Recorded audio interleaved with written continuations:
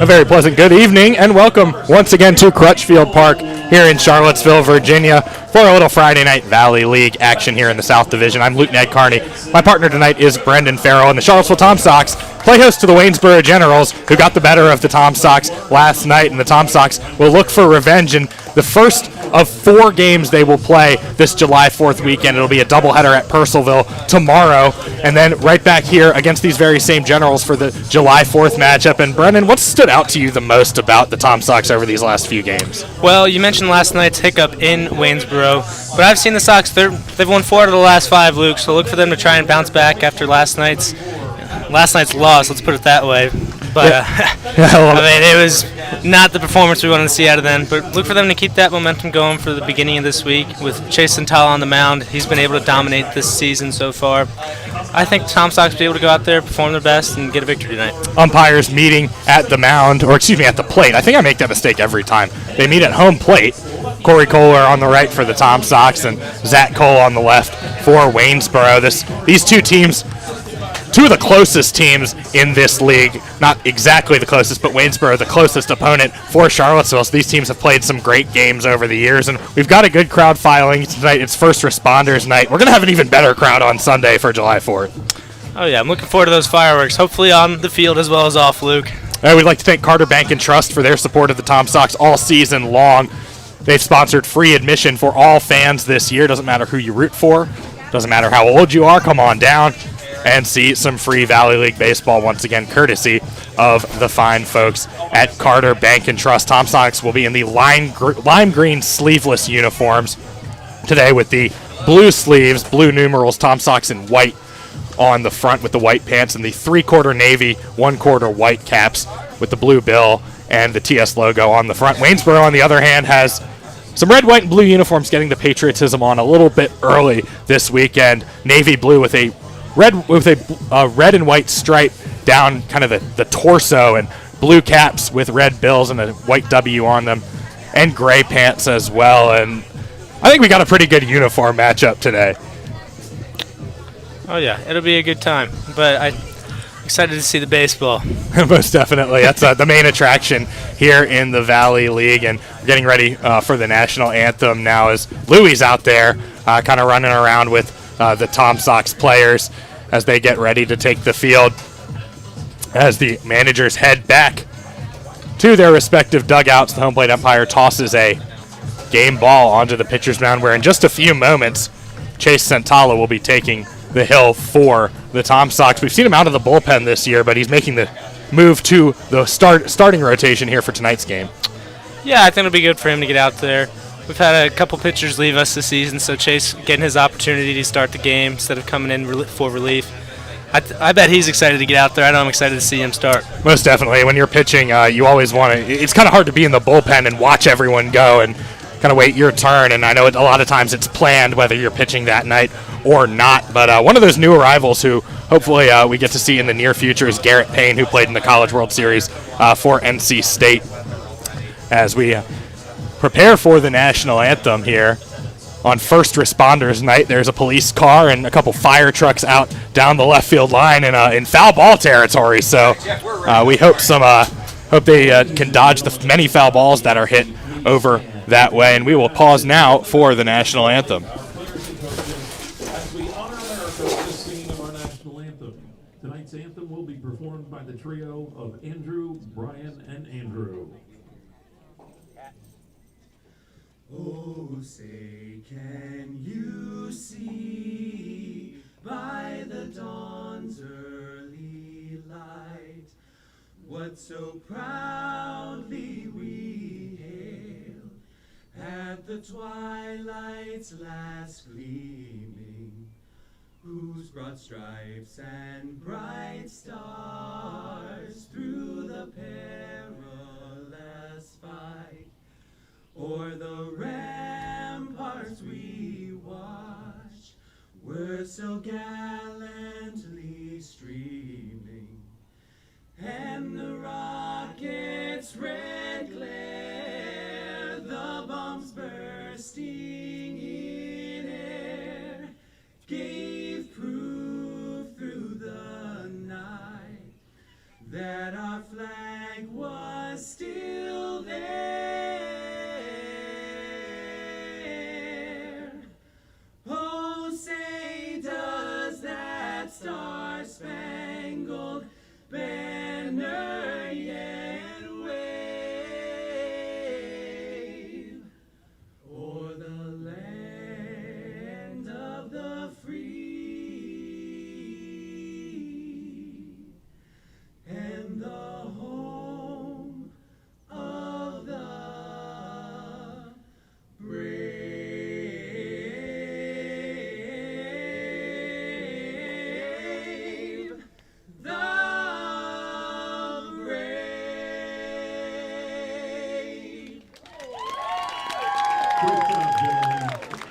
Andrew, Brian, and Andrew. Thank you. The Valley Baseball League promotes good sports. National anthem sung by three guys named Andrew, Brian, and Andrew, each of them wearing a different Major League Baseball jersey out there for the national anthem. We are just about ready for baseball here at Crutchfield Park. The Waynesboro lineup looks like this. Max Weller is in center field. He leads things off. Sean Ross is the shortstop, and he bats second. Designated hitter Connor Sino is the three-hole hitter with Zach Levinson in left field batting cleanup. First baseman Alejandro Figueredo is in the five-hole, and Jackson Ross, no relation to Sean as far as I know, is the third baseman and batting sixth. In right field, Kyle Murphy batting seventh, and batting eighth, the catcher Matt Steinbeiser. Second baseman Jace Felker rounds things out for the Waynesboro offense. Tom Sox defense as they hit the field in the bright green uniforms. Gary Giebel at third base, Cole Foster at short, Will Safford at second. He was a late addition to the lineup as Cam Guidry was a late scratch. Cal Stark is at first base tonight. Logan Amos in left, Jack Hurley in center, and Trevor Candelaria in right field. And Wyatt Langford does the catching tonight for Chase Santala. Langford, one of those players who's bat's really been hot over the last few games. We remember he had a home run 5 days ago in that doubleheader against Strasburg. Went 3 for 4 in game number 1. Almost got to the cycle, and Tom Sox looking to break a bit of a hex they have here against the Generals. Waynesboro's won 6 in a row against Charlottesville. Yeah, but if you look at the Charlottesville roster, Luke, a lot of Power 5, a lot of top Division I players. I think if they're able to go out there and have a dominant outing from Santala on the mound, I think they'll be able to break that curse, and hopefully we'll double that again on Sunday. Of course, in between this, the Tom Sox will make the long trip up to Purcellville tomorrow for a doubleheader. That'll be 2 7-inning games that normally would be on Sunday, but because of the holiday, they're doing the doubleheader on Saturday this time. As the throw goes down to second, and we are just about ready to start this one. As leading off for Waynesboro will be Max Weller. He's out of Arizona Western. As I've just been informed now, the calendar's flipped to July. The doubleheaders will be on Saturdays from now on. Of course, we will be the only game in the league on July 4th, as is custom, as we are just about ready to go. Santala righty-on-righty matchup, winds up, fires, and misses upstairs for ball 1. 7:02, our first pitch, as some fans continue to file in here on First Responders Night. The 1-0, that one is in there for a strike. Weller, a native of Valparaiso, Indiana.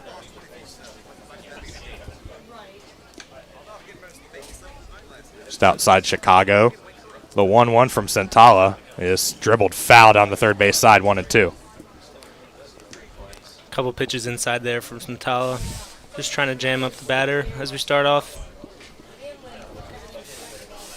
We'll see where Langford decides to set up here on a 1-2 pitch as the ball rolled back to the Tom Sox dugout, and Santala ready now. He winds. Langford sets up on the outside corner, and Weiler reaches for it and fouls it out of play.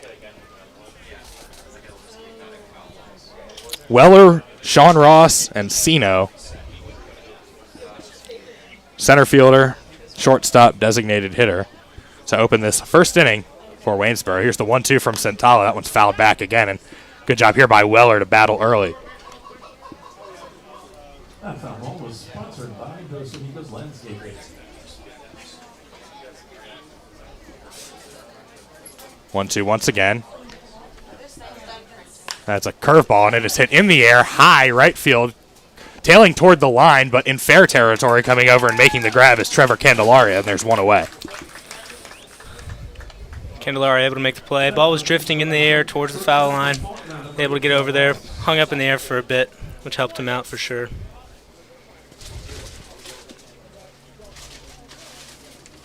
Now batting for Waynesboro is Sean Ross, the shortstop. He is out of Fajada, Puerto Rico, plays at Faulkner University. As the Generals didn't have their first base coach out there for the first batter as he hustles out. And now with one away, Santala ready to resume.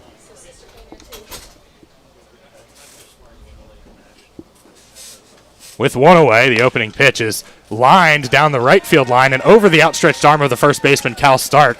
It's going to just be a single as Candelaria comes around and cuts it off, but a one-out base runner after a good piece of hitting for Waynesboro.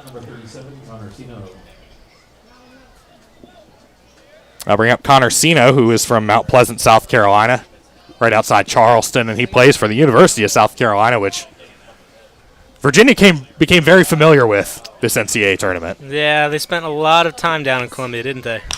That one is hit on the ground between third and short, and that'll get through on a first pitch swing, and now Waynesboro with runners at first and second. After a opening flyout, now they've got cleanup man Zach Levinson at the plate. Look for Waynesboro to try and be aggressive on the bases. They scored 5 runs in the first inning last night alone. Any pressure they can put on Centala could really harm the Sox here. Stolen base is big in this Valley League. A lot of times you've got pitchers and catchers who haven't quite worked together, catchers and fielders who haven't quite worked together, so that aspect of the game sometimes comes back to bite you here in the Valley League. 2 on, 1 out. From the stretch now, Centala to Levinson, who looks at a strike at the knees.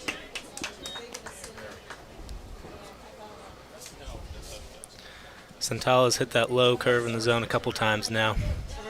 Seems to be very comfortable with it. Looks back to second. Now he fires, and he gets a slider in the dirt for strike number 2 on a swing.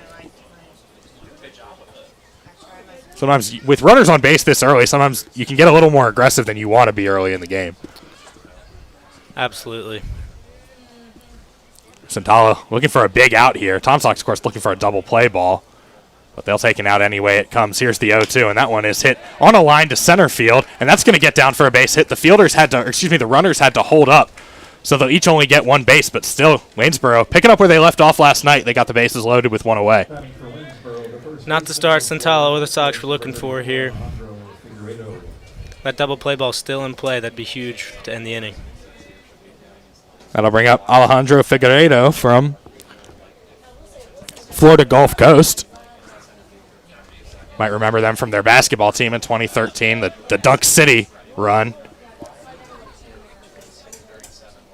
Can't believe that's 8 years ago. Yeah, tell me about it.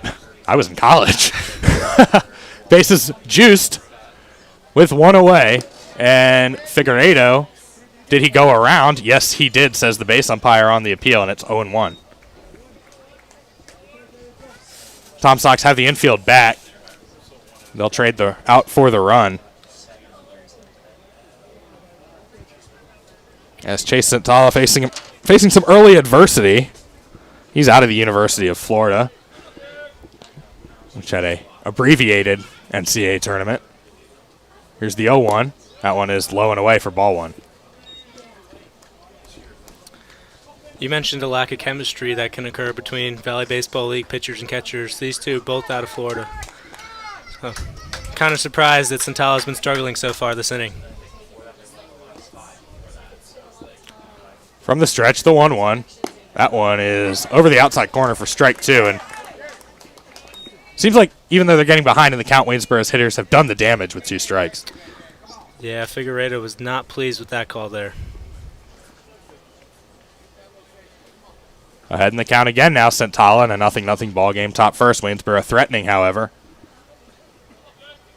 And the 1-2 just misses inside for a ball, 2-2.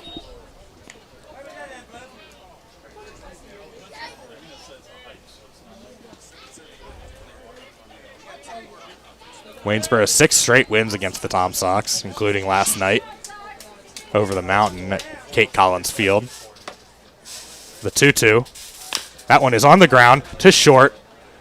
Gobbled up 6-4. The relay to first is bobbled, and Figueiredo is going to be safe, and the run will score. Cole Foster to Will Safford on the fielder's choice and getting the out at second, but Waynesboro takes a 1-0 lead. Sean Ross scored there for the Generals. He's had 6 hits this season and 6 runs, so anytime he's on base, look out. There's got to be some sort of stat for that. Baseball full of stats, of course, as Jackson Ross, now the third baseman, digs in. I believe Sean Ross was supposed to be on the Tom Sox last year, if not for the season getting canceled due to COVID. He was, yeah.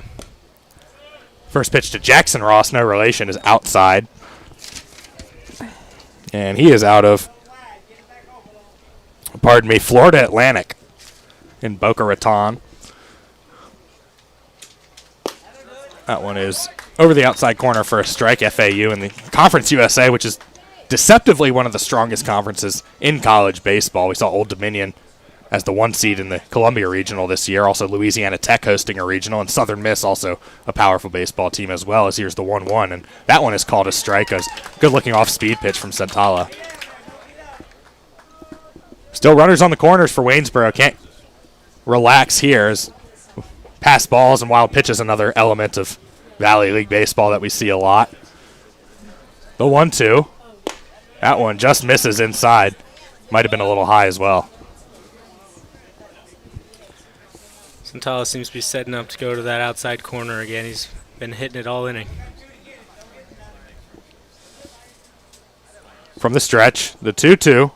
Swing and a miss, strike 3, and the Tom Sox able to limit the damage in the top of the first. Waynesboro gets a run home on a fielder's choice, but that's all they do with the bases loaded. 1-0 going to the bottom of the first. You're listening to Tom Sox Baseball.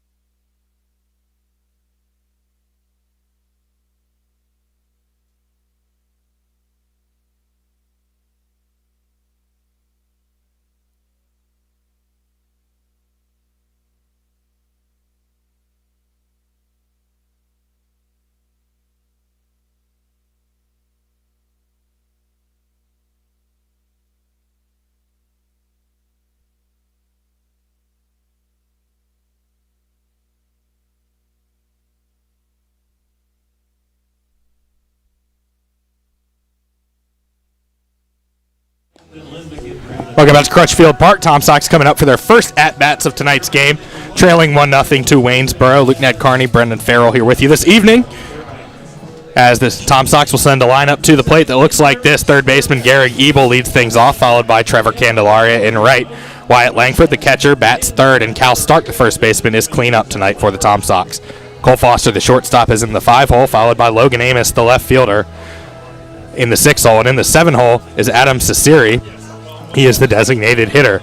Will Safford in the 8-hole at second base, and Jack Hurley rounds things off for the Tom Sox order as they face Zach Kirby, who is out of East Tennessee State, but his hometown is Upland, California, so maybe the farthest guy on this roster. Actually, I see the Generals have a guy from Edmonton, Alberta as well, so some far-reaching arms to get some of these Generals players into town. Brendan, you're from a close by comparison. Yeah, I'm not too far away from Atlanta originally, but look out for Kirby on the mound. At East Tennessee this season in 32 1/3 innings, he had a 1.95 ERA. Different story, though, this summer in the Valley Baseball League. In 15 2/3, he's got 5.17 ERA.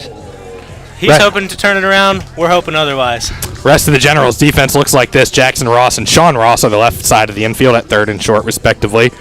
Jace Felker is at second, and Alejandro Figueiredo is at first.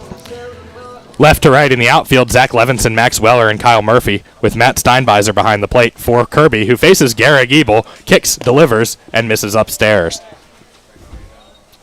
Ebel's coming off a tough night last night, 0 for 4. Look for him to try and turn that around, get the momentum moving in the right direction. We've seen Ebel catch a lot for the Tom Sox. He's at third tonight. We've seen him in the outfield as well. A true utility man, as he is now heading the count 2-0. Is that pitch upstairs as well?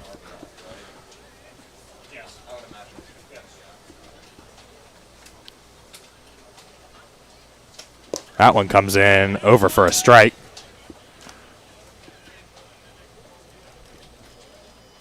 And not often you see, I know he's at third base tonight, not often you see a catcher leading off. As the 2-1. Delivered by Kirby, and that one is hit in the air, right center field, tailing a little bit, and that is going to get down for a leadoff base hit as that just dropped right between the center and right fielders. And sometimes you don't have to hit it hard, you just have to hit it where they ain't. Yeah, it's similar to the fly out in the first inning for Waynesboro. That ball just kept drifting. Thankfully for the Sox, it landed where no one was able to get to it. So we'll see if the Tom Sox do anything with the base running here as Trevor Candelaria digs in. He's from pretty far away as well, Durango, Colorado, but he plays at Davidson College. One state down, and he takes a strike. Candelaria had a solo shot a couple nights ago against Harrisonburg. Look for him to try to keep that up. Has kind of carved himself out as one of the Tom Sox most consistent power hitters when he's in the lineup. Behind in the count now, 0-1. Double play depth for the Waynesboro infield. And that one is downstairs. Jeff Burton mentioned Candelaria specifically early in the season as someone to look out for. Not a Power 5 guy, but still a stud on the field. Davidson, a few years ago, actually went into the Chapel Hill Regional, knocked off North Carolina to advance to the Supers. The 1-1. That one is a broken bat. Boy, I heard that one up here. It's a looping liner out to left field, and it's going to hang up just enough for Zach Levinson to run in and make the catch one away. And I know the bat did not break in two there, but you see Cal Stark smack it on the ground as if to say, yep, she's done. Something those guys have to get used to in summer ball. Wood bats as opposed to the metal ones you got in the college leagues. Yeah, most definitely, yeah. Slows the ball down just a little bit, makes it a little bit harder to get it out of the ballpark. But here's another guy that we've seen with home run power. It's Wyatt Langford. With Ebel on first, following a leadoff single, 1-0 Generals here in the bottom of the first as Langford first pitch swinging and missing 0-1. Had a couple RBIs last night in the Sox loss. Look for him to try and keep that momentum going as well. Kirby with the high pant legs and the stirrup socks, which I'm a big fan of personally. The 0-1 to Langford. Ebel bluffs on the secondary, and that one fouled back to the screen, 0-2. You might be a big fan of the stirrups, Luke, but look out there. There's one other guy wearing them. Actually, Maybe it's past their time. See the right fielder for the Generals, Murphy, with the bright red socks. Now 0-2 to Langford. He's quickly behind in the count. We'll see what Ebel does over at first.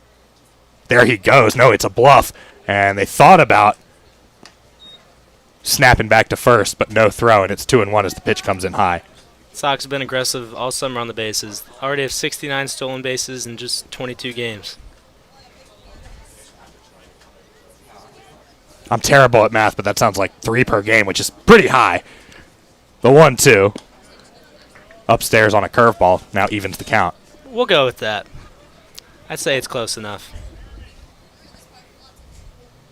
If Mr. Goss, my old math teacher, is listening, no, I have not gotten any better at it. The 2-2 now to Langford, the 3-hole hitter out of Florida. Kirby kicks, fires, and that one foul tipped into the mitt of the catcher Steinbeiser, and there are 2 away. And he rode him up with the fastball there. Couple consecutive pitches high in the zone there from Kirby set up that fastball. Now it's Cal Stark, who, variations on a theme, he also has a home run for the Tom Sox this season. He's at first base here. He's done some DHing. He also is able to catch. And a lot of times these players come in with a plan from their college coaches. You know, you want to work on bunting. I want to work on hitting to the opposite side. I want him to work on maybe his pickoff throws to first as Kirby tries to nab Ebel there. Ebel digs in safely. Stark out of Weatherford College in Weatherford, Texas. So, you know, the summer heat here doesn't bother him. And it's actually a really nice night. Not nearly as hot and humid as it's been lately. First pitch swinging for Stark, and that one is sprayed out of play, foul. That foul ball was sponsored by the Newhouse Company. Stark's hometown is Knoxville, Tennessee. So he doesn't have too far to go to come here, but he's got a bit of a ways to go to school. Wonder if he's a Vols fan, as that team was in the College World Series. The 0-1 upstairs. I think it's kind of required that you root for the Vols if you grow up in that town. I don't think I've ever met anyone who didn't. Oh, I can tell you they weren't in the College World Series for too long. And Virginia beating them in the opening game, and then Texas getting the better of them in game number 2. That's what they call a 2-and-Q out in Omaha. The 1-1 to Stark with a runner on first base. That one is just upstairs. And it looks like our strike zone today is going to be kind of lower and a little more outside from what we've seen in this first inning. I've noticed that as well, Luke, but at least it's been consistent. That's all you can ask for out there. Most definitely. Valley League umpires do a great job night in and night out. The 2-1 to Stark with Ebel on first, and that one is, I think, foul-tipped out of the mitt. No signal from the umpire, but it looked like he got a piece of it.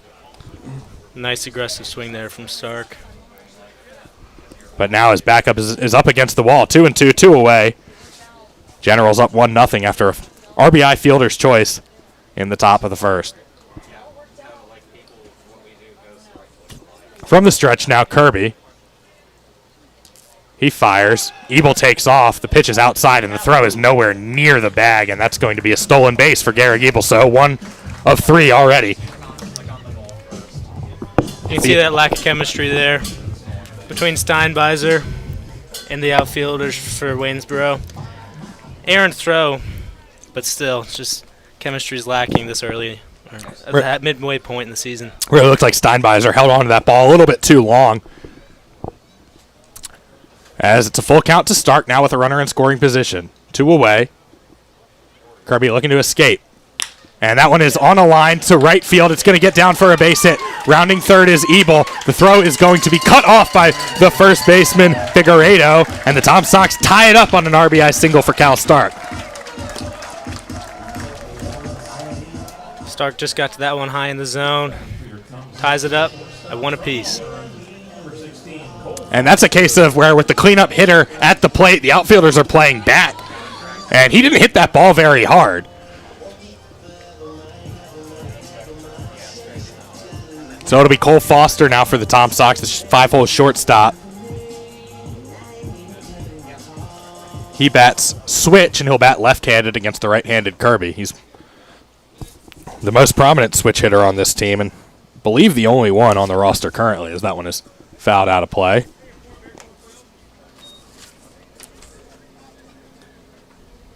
Comes to us out of Auburn. He's been playing mainly at shortstop and third base for the Sox this season.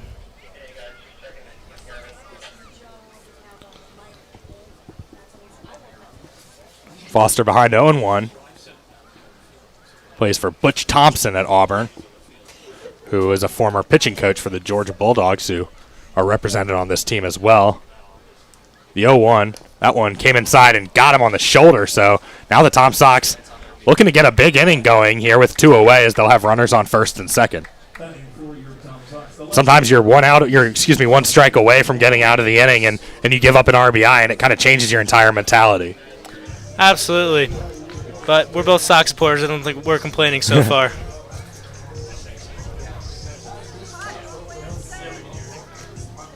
I am looking for aggressive base running again here. Yeah, we'll see what the Sox decide to do here. Stark not the fastest runner on the team at second base as the lead runner. Foster with more speed. So it all kind of depends on the jump you get if you decide to steal. As Logan Amos now digs in, the left fielder, and that one is upstairs. Amos is a veteran of this league. He played for the Covington Lumberjacks in 2019. And he plays collegiately not too far away at VCU. Kirby's at a couple pitches now high in the zone. Seems to be losing a little bit of control. Needs to cage back just a little bit. The 1-0. And that one is hit sharply into left field, and that's going to get into the gap.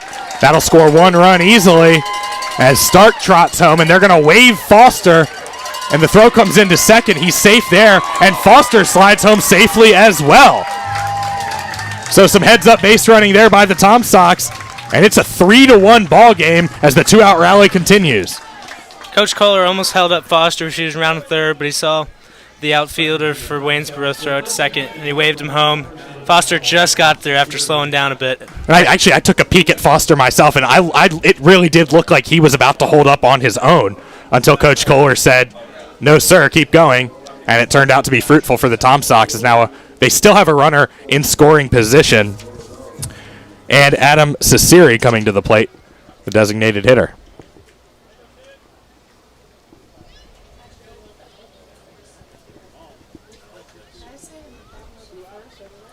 First pitch is upstairs to the man from Wake Forest University, located in the great city of Winston-Salem, North Carolina.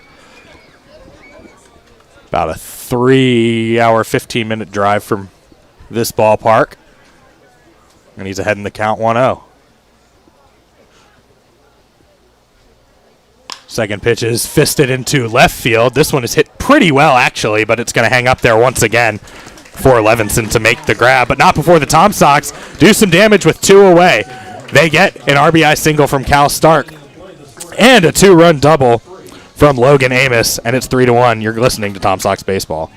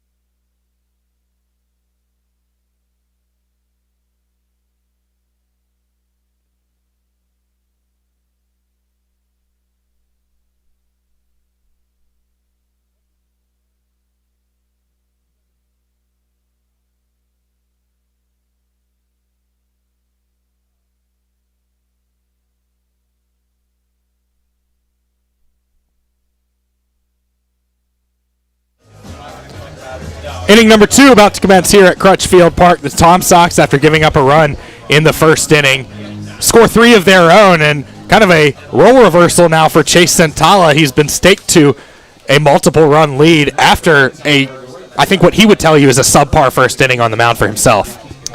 I don't think he'll complain. He's got some of the pressure that built up after that top of the first kind of relieved now, so he can come in, relax, try to hit the strike zone, hit that outside corner like he's been doing. It will be 7-8-9 for Waynesboro here in the second inning, and the first batter will be Kyle Murphy, the right fielder. He takes a strike. Murphy from Newport Richey, Florida, Tampa area, hits this one in the air to short. Foster got a bad read on it, but he recovers to make a sliding catch, and there's one away, an early web gem. Foster looked like an outfield there, not a shortstop. Good diving play. Gets the first out in the inning. And actually, I kind of lost that ball in the sun. I couldn't quite tell where it was, and fortunately, Foster answered that question for me by going to the ground, and just like that, one away, as digging in is the catcher, Matt Steinbeiser, out of Duke, who I would say surprised some people this year in the ACC tournament, knocked off Virginia in the semifinals. As the first pitch is called a strike on the outside corner, and beat NC State in a 1-0 ball game in the ACC final to secure an NCAA tournament berth. They got sent to Cal Stark's hometown of Knoxville, as that one is downstairs for a ball.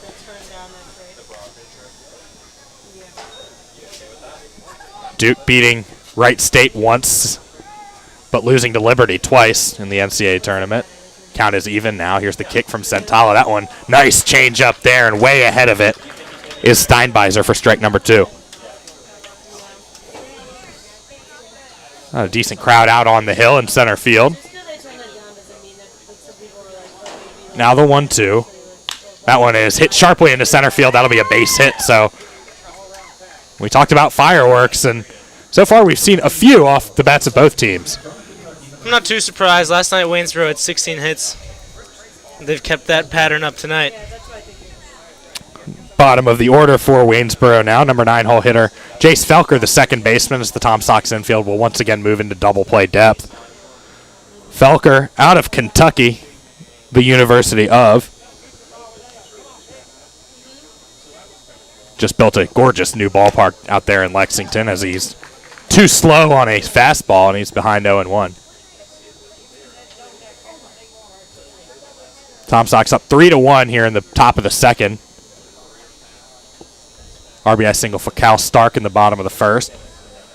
2-run double for Logan Amos as the 0-1 comes in the dirt. Good job there by Langford to stop that one and prevent any advancement from the runner at first. Looking up and down this Waynesboro roster, they have a lot of Division I talent like the Sox, so it's not too surprising that the matchups have been close. They just haven't fallen the Sox's way for the last few. The 1-1. Swinging in the dirt. Strike 2, and boy, it looked like he was playing Augusta on the second weekend in April there.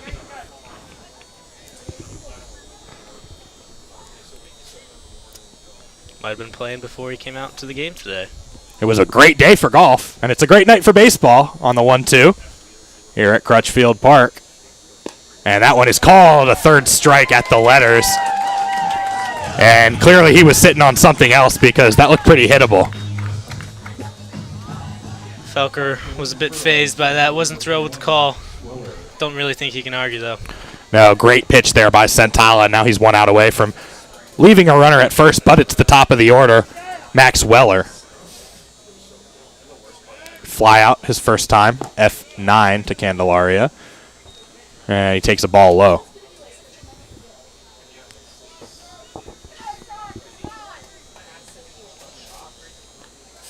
Out of Arizona Western College.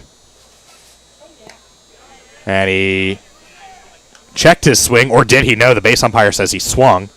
And it's 1-1. I believe Arizona Western is where Bryce Perkins played his JUCO ball before coming to Virginia.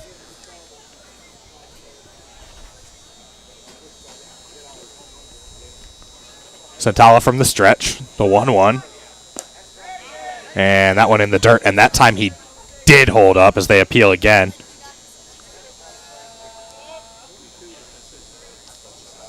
Learned from his mistake from the last at bat. A lot of hitting is knowing what pitch is coming when. It's the 2-1. That one is at the knees and swung on and missed 2-2. Centala consistently keeping it low in the zone, making it hard for hitters to get it out into the outfield. And we'll see if he decides to elevate this one with his team up 3-1 and a runner on first. And time called now. Tom Sox will have 8, 9, and 1 in the bottom half of the inning. Safford, Hurley, and Ebel.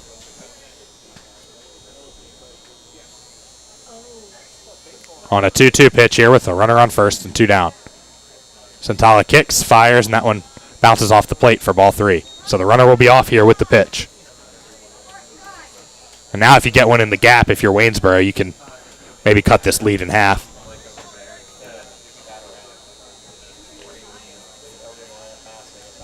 Payoff pitch, and that one is called a ball, and he checked his swing, so working out a walk is Weller, and that's his first time on base, and it'll be up to Sean Ross to keep things going.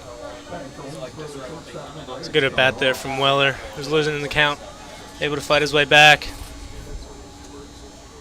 It was that checked swing that I think kind of turned that at-bat around for Weller. As now 2 on, 2 out. And Sean Ross at the plate wearing bright red batting gloves to match his cleats and shin guard. And he takes a strike.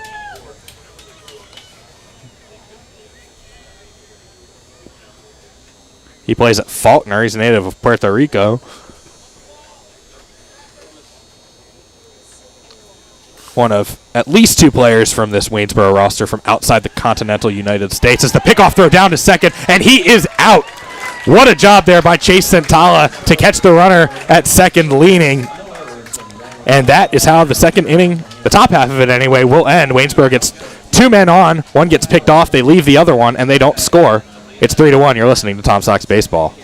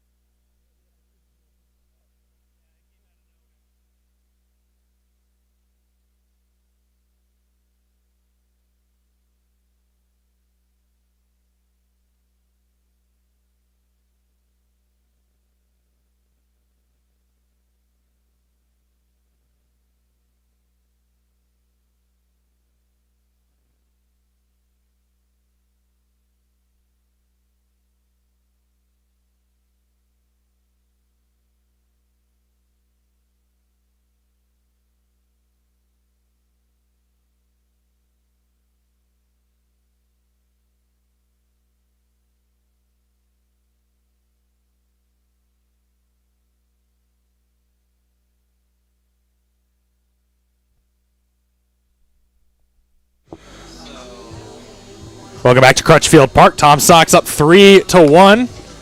And they look to add to their lead in the bottom of the second inning, as it'll be Will Safford leading things off for the Tom Sox as they go 8-9-1 against Zach Kirby, the right-hander for Waynesboro, who they touched up for 3 in the bottom of the first inning. And Safford out of LSU. And Brendan, we've talked a little bit about the power conference depth on this Tom Sox roster, and this is another example as LSU, one of the best baseball programs in the country, and we get a taste of it here in Charlottesville.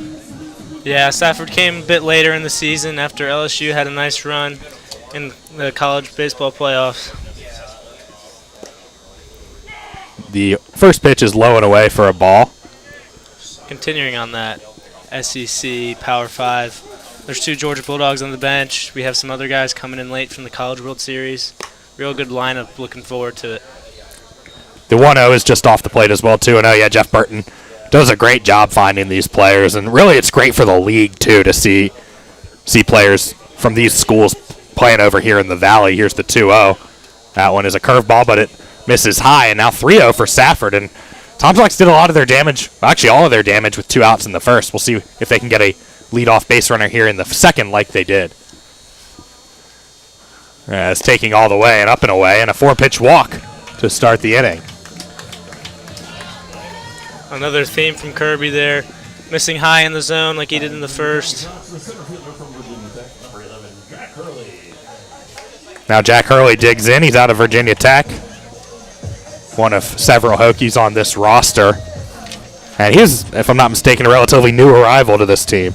He is, yeah. He was also last night's player of the game, went 2 for 3 with a couple doubles. He is out of Boalsburg, Pennsylvania. And he swings at a fastball and misses. Boalsburg spelled B-O-A-L, not B-O-W-L.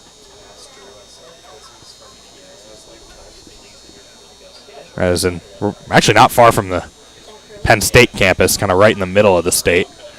Here's the 0-1. Runner takes off. Pitch is swung on and missed, and the throw gets into center field, and it was wide left again. The runner Safford will try for third, and he overslides the bag, or does he?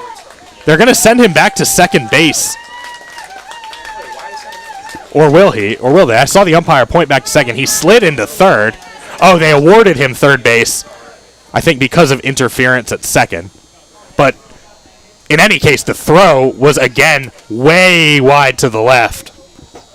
Yeah, Steinbeiser losing it off to the left again.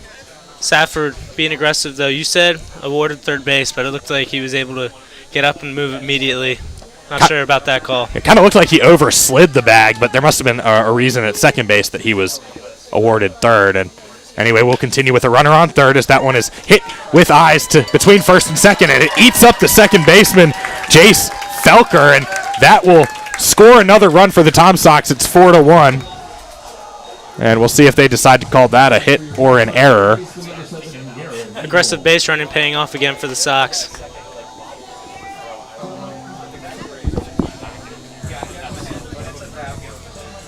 If they keep up this theme, going to be a lot of base running, a lot of runs this game. They're going to rule that one a hit, so give them the RBI. And now Garrett Giebel comes to the plate as the Tom Sox lineup turns over. As going back to the stretch now is Kirby. Still nobody away in a 4-1 ball game with the heavy hitters of the Tom Sox coming up. Giebel takes a strike. He singled his first time at the plate. That's his job. He's the leadoff hitter. If only it were that easy. Right. And we'd be out there doing it, right? Yeah. As the pickoff throw to first out of the glove of Figueiredo.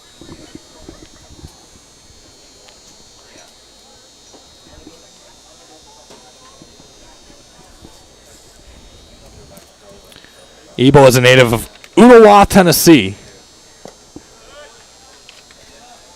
And he looks at a ball low and away.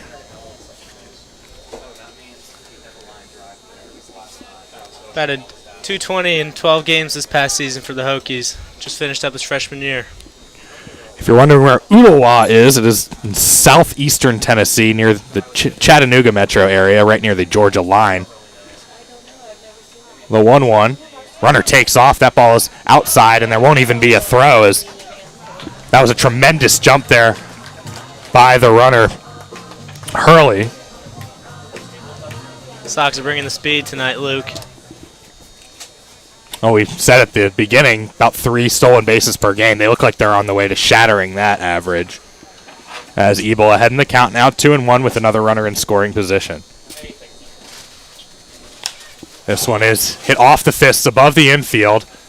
Now out to short right, and making the grab is Felker for the first out. Wind seems to be heading out to right field. The ball keeps drifting that way. Yeah, you can kind of see that American flag in right.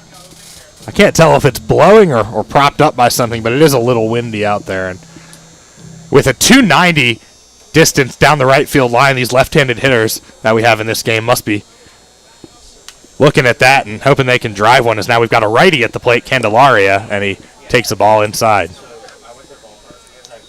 High and inside again from Kirby.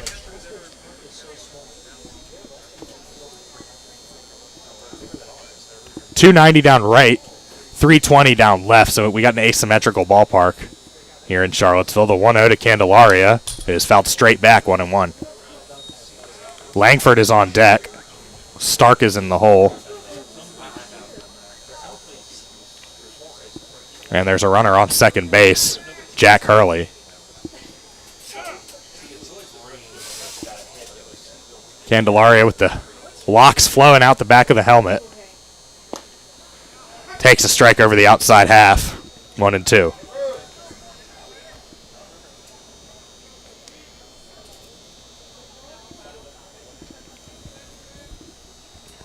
Kirby needs an out here with a runner in scoring position. He comes set from the belt. The kick, curveball, and this one is slowly on the ground to short. Sean Ross up with it. He makes a great throw over to first, and it beats Candelaria by half a step. So a good defensive play there, but the Tom Sox get something out of it as the runner Hurley moves 90 feet to third base. Sean Ross, they're able to keep his concentration with Hurley running just behind the ball. Nice athletic play. Help calm down Kirby on the mound as the Generals now have 2 outs. And that's a tough play to make. Sean Ross, knowing he didn't have a lot of time, and you saw him kind of not really gather the ball in his glove. He kind of used his glove to get the ball to his throwing hand, and credit also to Figueredo for a good stretch there over at first. Now it's Wyatt Langford who takes a strike over the outside corner, 0-1. Runner on third. Tom Sox have gotten one in already this inning on an RBI single from Jack Hurley, who is the runner at third. As Langford, who does the catching tonight, now calls time. Actually, the catcher, Steinbeiser, called time. And now from the stretch, Kirby fires, and that one is in the air, right field. Hit pretty well, but it's going to tail just foul. And boy, we just talked about that short porch in right. Langford missing an Oppo Taco by, I don't know, I'd say probably about 10 feet. Langford was looking out there eagerly the whole time. He thought he had it. He thought he had a chance. And I think the Tom Sox bullpen was doing a little bit of a Carlton Fisk action, trying to wave that one fair. I think the wind probably played a little bit of a role in that one. But in any case, Langford down 0-2 with 2 away and a runner on third. Tom Sox in front 4-1. We'll see if he can refocus here. Stark would be next. The 0-2. Now time called, and I'm not sure who called it, but Kirby threw one in there that's not going to count.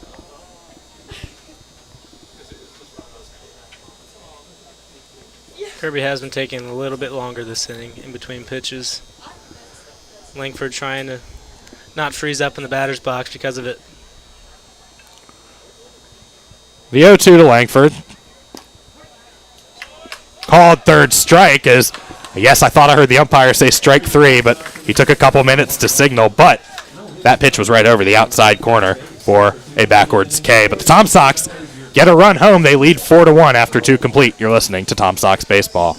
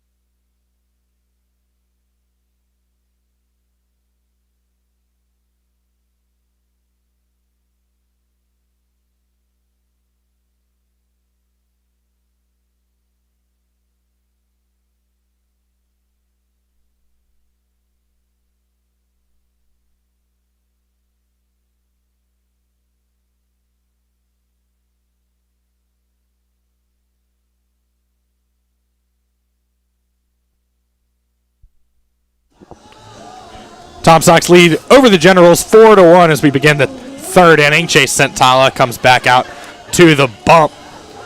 Luke Nadkarni alongside Brendan Farrell here with you on this Friday evening. The Tom Sox have this game. Then they will travel to Purcellville on a long bus ride tomorrow for a doubleheader beginning, I believe, at 5 o'clock. And then another 5 o'clock first pitch here, right back here on Sunday against the Generals again in the annual July 4th game. I'd like to thank Carter Bank and Trust for their support all season long, sponsoring free admission for every fan to every game this season. As it'll be Sean Ross resuming his at-bat as Waynesboro had a runner picked off the base paths to end the last inning. Ross, Sino, Levinson, 2, 3, and 4 due up as the first pitch misses low, and now Santala steams in a strike. Count is even. 40 pitches already for Santala. He's got 28 strikes, so good ratio there going for him. A couple strikeouts as well. And that one foul tipped into the mitt of Wyatt Langford. 1 and 2.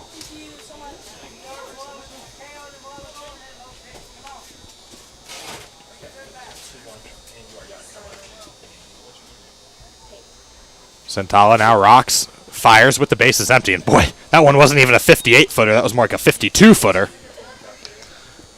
Bet Langford's relieved no one's on base yet after that one. He did a good job of blocking it regardless, as it bounced almost all the way to the Tom Sox dugout, and Garrett Spikes comes out and retrieves the ball. Spikes one of those Georgia players you were talking about earlier, and now the count even 2 and 2. Santala winds, fires, and that one is just downstairs. See Santala smiling at that one, thought he had it. Case of where the catcher sets up outside the strike zone and you hit your spot, but it's outside the strike zone. Payoff pitch to Ross. That one is hit in the air, right field, tailing toward the line. Long run for Candelaria, and running into foul territory and nearly tumbling over the wall is Candelaria. It's going to officially be a foul out to the right fielder, and there's one away. Good play there from Candelaria. Had to have enough speed to get over there before that ball dropped because it kept moving right and moving right. Well, and he had an advantage there because he's got about 6 or 7 of his teammates sitting in the bullpen. They kind of can guide you to where the ball is, especially with shadows on the field as the sun dropping below the school building as Sino digs in now. And he swings and misses at the first pitch. Connor Sino out of the University of South Carolina.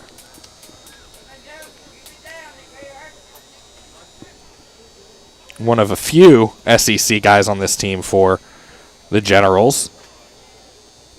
A couple Kentucky guys, and this one is opposite way on the ground to third. Diving, cutting it off, and making a fantastic play for the out is Garrick Ebel. And boy, after that, surrendering that first run, the Tom Sox defense has really stiffened up. Great play there by Ebel, laying out. Looks like a natural catcher and third baseman out there.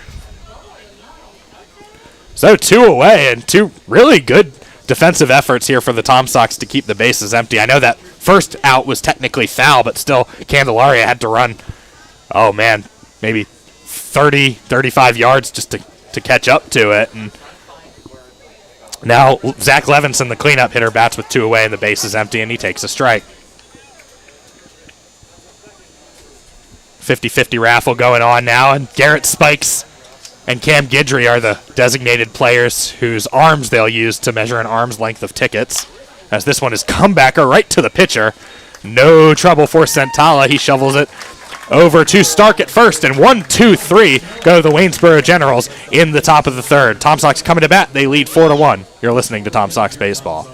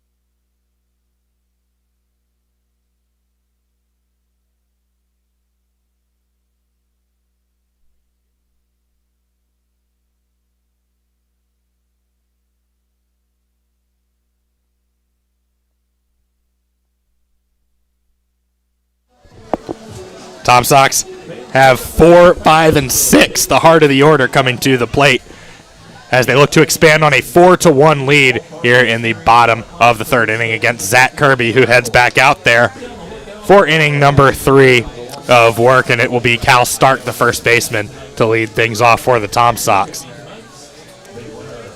A good response for the Tom Sox in that first inning and able to keep it going a little bit in the second.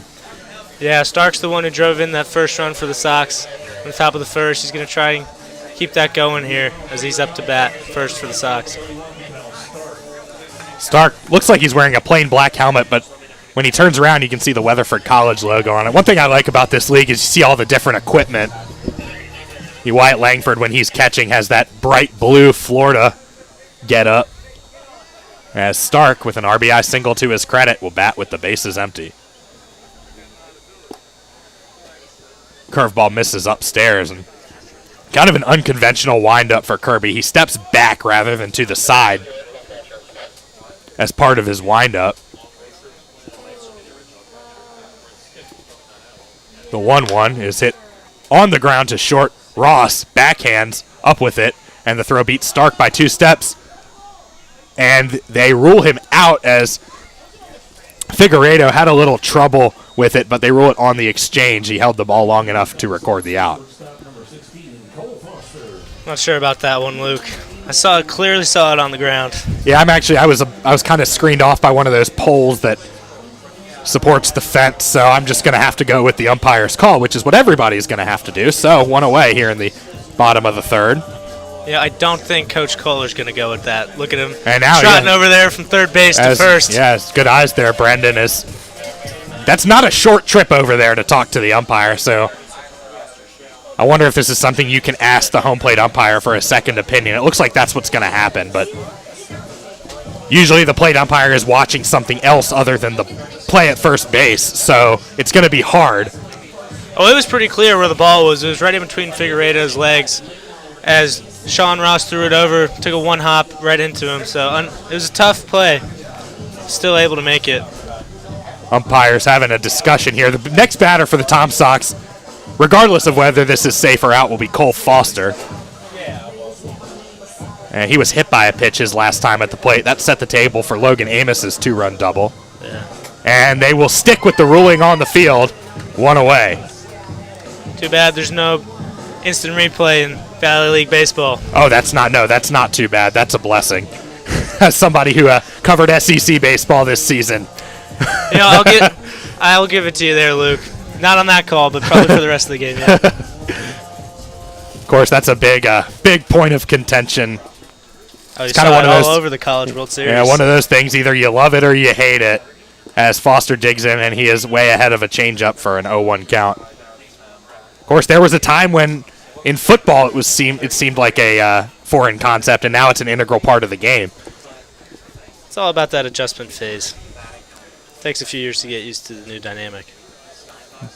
The 0-1 to Foster, that one, boy, almost hit him again, that time on the foot, and now it's 1-1. A rare low miss from Kirby there.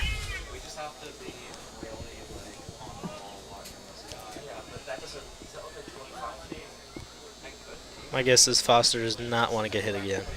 Yeah, I can't imagine that's pleasant, even though you do get a base out of it. As that curveball stays upstairs. And it was no cheapie last time Foster was at the plate. Got him right in the right shoulder blade.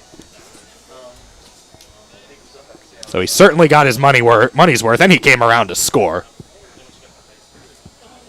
It's the 2-1, and that one is another curveball, this time in there for a strike. Maybe the best-looking pitch we've seen from Kirby all day. Yeah, he's been trying to get more control of that curve. He's been consistently missing high and away. Kept it down there, in for strike 2. Great crowd down the left field line. You got the fire truck out there. The 2-2 to Foster. That one is off the plate. Ball 3, and the count runs full. Well, I know. I was just saying. Because the way you said, the only reason why I know he's from there is if, like, your mom told you that she knew him or something. But no. Nobody on base. I heard that yesterday. One away. Here's the 3-2 to Foster. That one is on the ground to third, but it's going to spray foul. And Corey Kohler almost made a great barehanded play over there. Kohler, the head coach at San Jacinto down in Texas. He actually had his team in the Junior College World Series this year, which led to him being a little late getting to Charlottesville, but a great reason why. So the 3-2 comes in. And that one is on the ground to short. Here's another chance for Ross. This time, it is much cleaner as it hits Figueiredo right in the letters, 2 away. He did ground out, but Foster did a good job there waiting on that curveball. He's seen it a couple times in that at-bat. Wasn't able to get great contact, but good patience. I'll bring up Logan Amos, who to this point probably has the hit of the game as he doubled to right field. And actually, probably should have only scored 1 run, but the throw went to second instead of home, which allowed Cole Foster to score back in the first. 4-1 now, Tom Sox, but nobody out, or excuse me, nobody on base with 2 out. Kirby delivers a strike over the inside corner. And Garrett Spikes has gotten himself some French fries. Tell him to bring him up here. We'll take him. Always my favorite part of watching any broadcast when they deliver food to the press box. This one is in the air. High foul territory third base side, but it's going to stay in play, and it will be grabbed by Jackson Ross. So the Tom Sox forced the Generals to go 1-2-3, then go 1-2-3 themselves here in the third. It's 4-1 going to the fourth. You're listening to Tom Sox Baseball.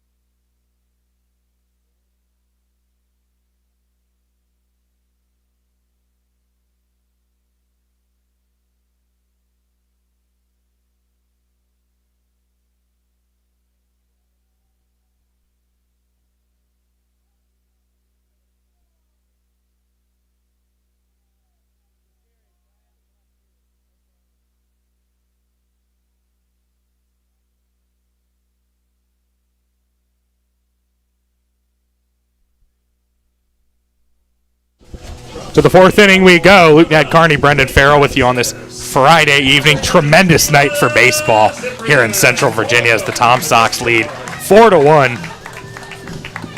And I got to tell you, it's nice being in this press box without feeling like I need to towel myself off every half inning. Yeah, but is it really summer baseball then, Luke? It's July and we're playing baseball, so I'm gonna take you literally there. As the Generals come up to bat in the fourth inning, looking to chip into a 4-1 lead, and they'll have Alejandro Figueiredo, their first baseman out of Florida Gulf Coast University, as he's first pitch swinging right down to Foster at short. Easy play, 6-3, and there's 1 away.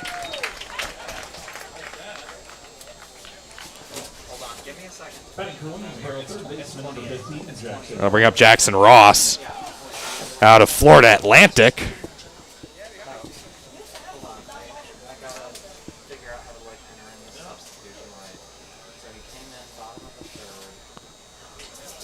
He's at third base. No relation, by the way, to the shortstop, Sean Ross, but they do have an all-Ross left side of the infield, as that is called a strike over the inside corner, 0-1.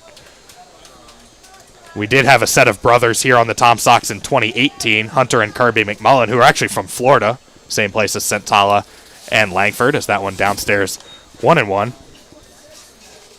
think UVA had a famous set of brothers that played on the team this year in the College World Series. Yeah, a lot of publicity. Yeah. Always good to get brothers on the team. I would think it's more fun. Haven't had it happen myself. For sure. That went over for a strike as well, so it's 1-2. Centala's really grown into the game after giving up just 1 in the first. That one is hit sharply between first and second, past a diving Will Safford. And just as we say that, a good piece of hitting there by Waynesboro, and they've got a base runner. Ball flew off the bat there for Ross. Safford couldn't get there. He dove over, gave it a good attempt, but not quite. And now it's Kyle Murphy, the right fielder from Newport Richey, Florida, out of Pasco Hernando Community College, actually not far from where Chase Santala is in Tampa. With one away, first pitch swinging, and that is bobbled by the third baseman, Ebel. He was looking to second base before he got control of the ball, and that was kind of akin to a receiver catching the ball and looking at the end zone and then dropping it. Yeah, you could see Ebel was super eager to get that to second base, turn the play, and get out of the inning.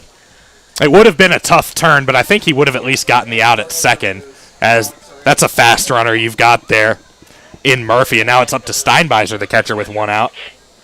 Still double play in order for the Tom Sox. Now you've got a catcher running, so we'll see what Santala can do here, as he's worked out of trouble once. First pitch swinging, and that is 0-1, and now we've got actually announced as a pinch hitter. It's Alex Aruz in for Steinbeiser.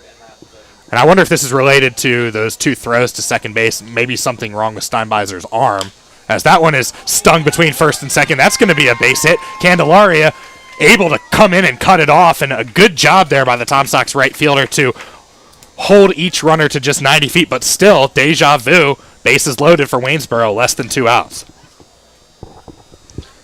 Still want to get that double play ball. We saw in the first inning, fielder's choice by the Sox accepted the run to get the out at first. Wouldn't be surprised if we saw the same again since they have a 3-run lead. So make that 1-for-1 for Arauz, the new catcher.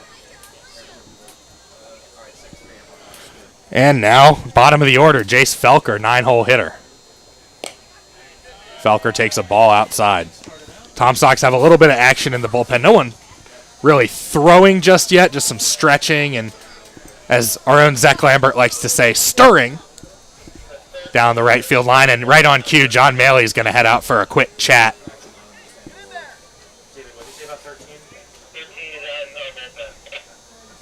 And we've got information that is Angelo Cabral out of North Central Texas College in the bullpen. Another relatively new guy, and that's this is kind of the part of the year where you see some guys take off, you see some new guys come in. Maybe you'll get a college coach saying, "Hey, I need Johnny to come back to campus to work on some things," or some guys even go back to start taking classes. So a revolving door, but also some players you'll see for the whole season. Yeah, we've had a few of those for the Sox head out after reaching either their innings limit, their at-bat limit that their college coaches were hoping for, just to get them some experience, some more games after maybe not getting the action they wanted on the season. So it's 1-0 to the 9-hole hitter, Felker. And now time called by the batter as the Generals have a full boat with their 9-hole hitter doing the paddling here in the 4th inning. The 1-0 is called a strike over the outer half.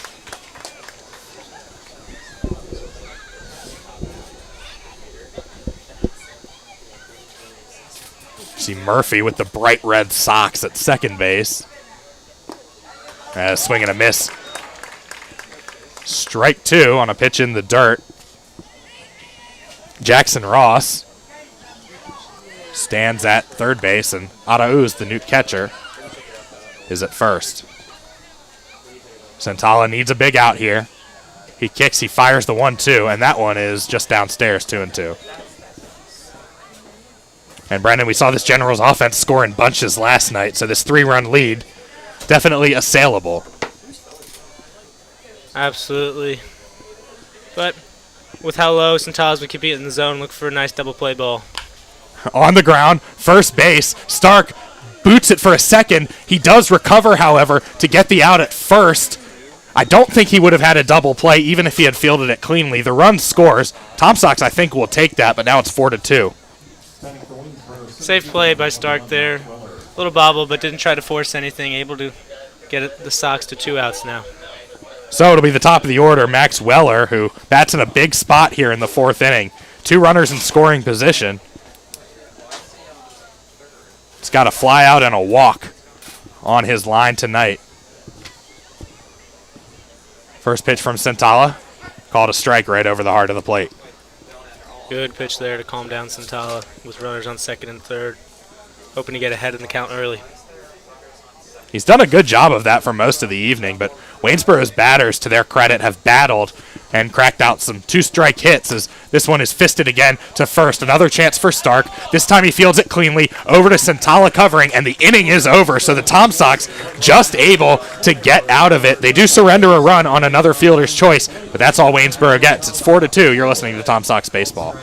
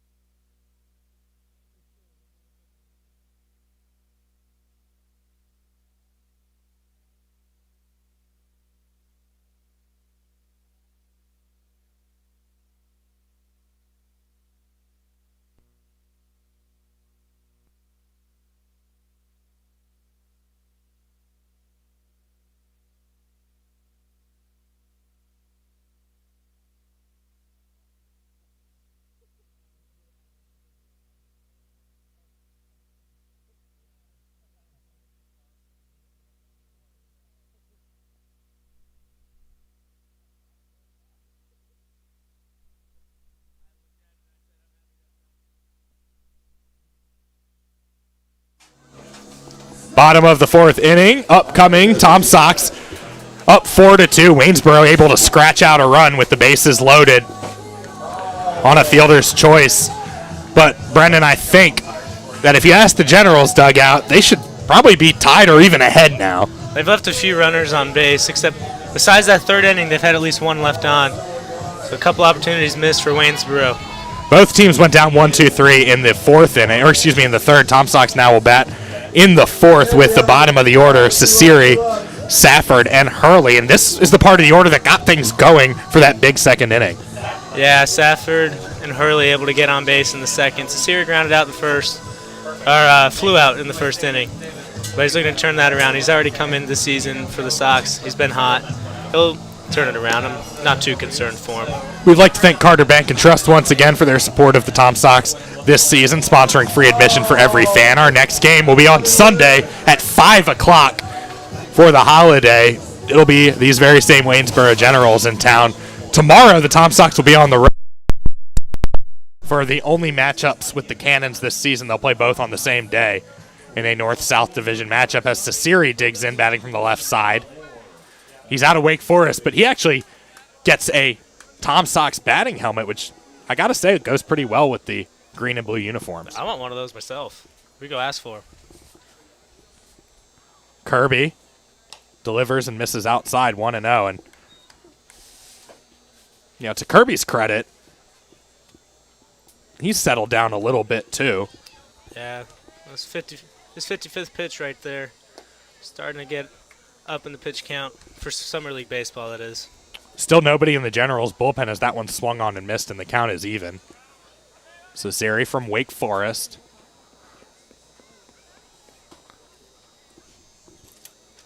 And the 1-1 is high.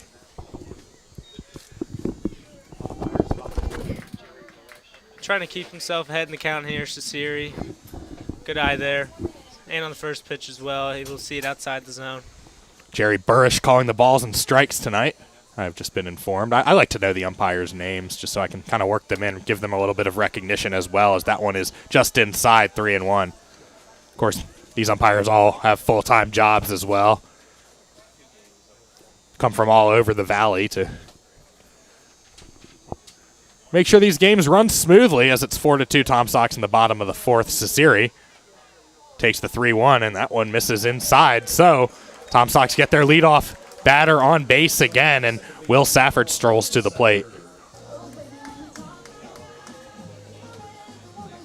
Safford out of University High School in Baton Rouge. Not too far to go to LSU's campus for him. No, and that's got to be great for his parents, too. They can just see him play whenever they like. Not in Charlottesville, though.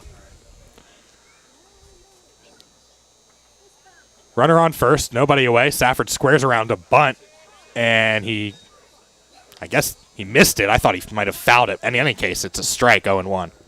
Did a good job hiding that. I wasn't expecting a bunt from the way he set up there. Nathan Hamlet is the umpire in the field, as it's two-man crews here in the Valley League. The 0-1 misses inside again, similar to the pitch that was ball four to Cesare. Safford will be playing for a new coach next year. Paul Maneri retiring. 2009 NCAA champion, being replaced by Jay Johnson, who took Arizona to the College World Series this season. The 1-1, runner takes off, pitch swung on and missed. The throw down to second is right on target, and the runner is out, and there you see the difference inserting a new catcher makes.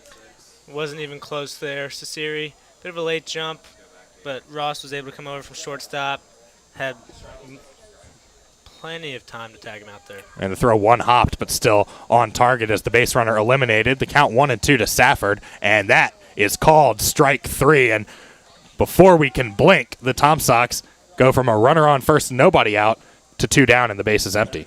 You can see the frustration there from Safford. Hasn't had the greatest start in Charlottesville. But the show must go on as Jack Hurley, the 9-hole hitter, comes to the plate. He's got an RBI today on an infield single, as he cracks this one too short, but it is going to hang up there for Ross to leap up and make the grab. So the Tom Sox, after a promising start to the inning, can't do anything, and they lead 4-2 going to the fifth. You're listening to Tom Sox Baseball.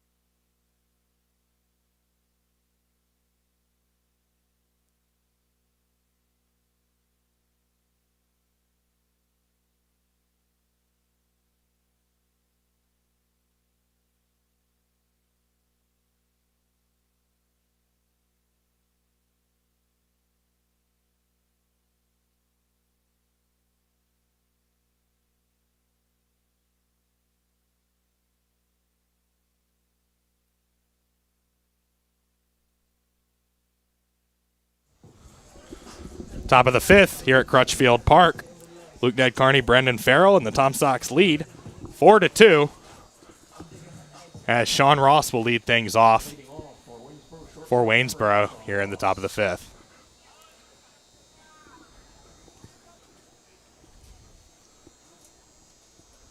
Ross singled his first time at the plate, fouled out to the right fielder Candelaria, his second, and he swings and misses at the first pitch. He was about as close to getting that ball in play on that foul ball as you could be out there in right field. And maybe Candelaria getting some help from his friends in the Tom Sox bullpen over there, kind of guiding him to that baseball. And the 0-1 is a nice-looking breaking ball for a swinging strike.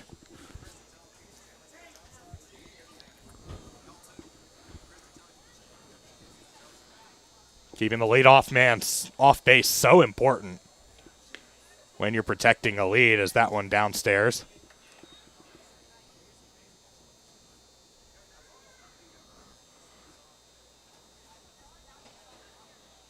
Santala rocks back, fires, and that one foul tipped, and Langford had it for a moment, but it squirted out of his glove, and we'll have to do it again.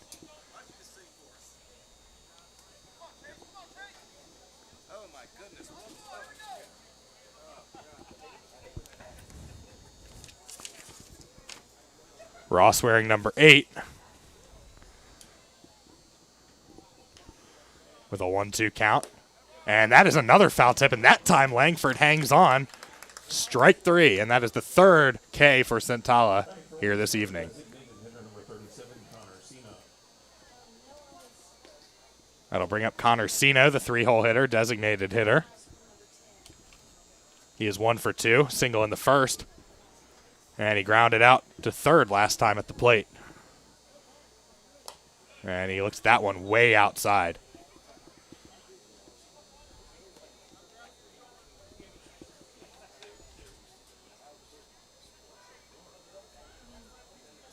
On the season, Sino's 14 for 44, 318 average.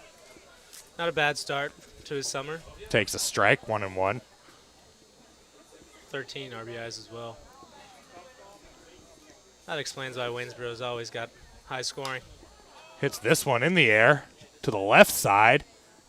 Easy pickings for Logan Amos, and they're 2 away.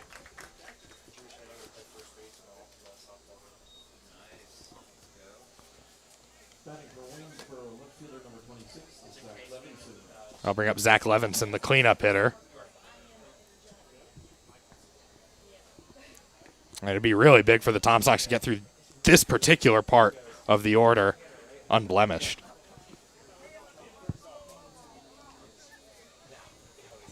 Still no action in the Waynesboro bullpen, so it appears it'll be Kirby out there for the 5th as the first pitch called a strike. And now Centala pitching like his wife just went into labor. That one smacked down to short. Foster up with it. Fires it across the diamond for the out, 6-3. And another 1-2-3 inning for the Tom Sox defense. Good-looking job there in the field, and it is 4-2 going to the bottom of the 5th. You're listening to Tom Sox Baseball.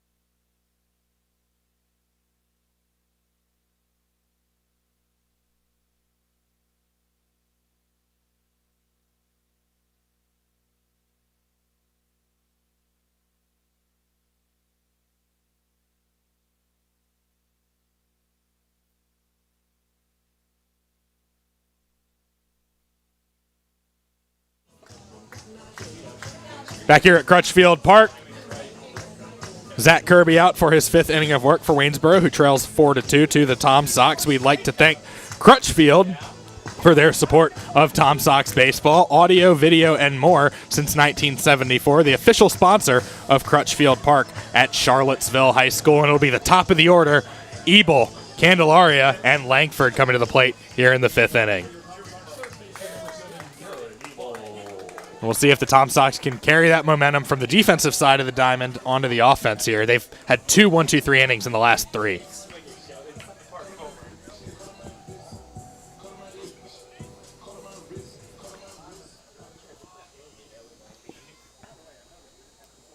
Kirby winds up and delivers a strike on a curveball. Kirby's definitely become more comfortable with that curveball as the game's gone on. The 0-1 to Ebel, who has done a lot of catching this season, but he's at third base here tonight, as that one is called a strike, 0-2. 1 for 2 on the night already, looking to get out on base again. The 0-2, that one is fouled back.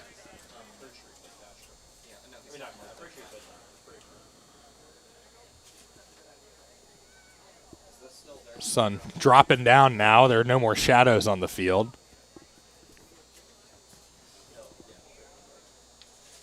And the 0-2 again. Beautiful off-speed pitch from Kirby and a swing and a miss by Ebel. Strike 3. As Trevor Candelaria digs in. His walk-up song, Can I Kick It by A Tribe Called Quest, which is the greatest rap group ever to exist. There will be no debates about that. As he bats with one away and the base is empty. And he takes a ball downstairs.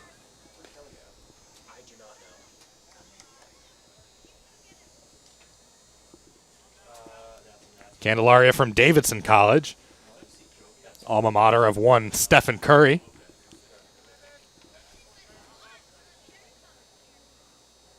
As the 1-0 is right in there for a strike. And Brendan, I don't know if you've been watching the NBA playoffs, but no LeBron, no Steph, no problem. Well, there's also been no Giannis and no Trae Young, so I haven't been watching too much. I've been keeping up a little bit, though. The stars have not been out. The 1-1 is outside, and I'm going to admit I fully jumped on the Phoenix Suns bandwagon once the Wizards were eliminated, and it's been a lot of fun. I'd really like to see Chris Paul get a title as we have a 2-1 count on Candelaria. And that one is right over for strike 2. As now the Generals get the bullpen moving a little bit. You almost wonder if they allow a base runner, that might be the end for Kirby. But he's got one out, nobody on, and a 2-2 count to the 2-hole Tom Sox hitter, who strokes it down the left field line. This is going to be extra bases as it gets inside the bag. Candelaria around first, and he will trot on into second with a one-out double. And now we'll see if that accelerates the bullpen for Waynesboro. Good hit there from Candelaria. It was already 0 for 2 on the night, looking to get on base. Does that there, puts a man in scoring position for the Sox with just one out. And that pitch looked like it was up in the zone, which we've seen a lot with 2 strikes, and that time Candelaria was ready and did a good job of knocking that one down to the ground. It was close down that third base line, just kept it inside. Tom Sox scored 3 times in the first, once in the second, that have not scored in the third or fourth, and looking to answer a run from the 4th inning from the Generals is batting now Wyatt Langford, the catcher tonight. He takes a strike as another Tom Sox player is eating fries. That's actually Chase Santala, so I think we've seen the last of him on the hill.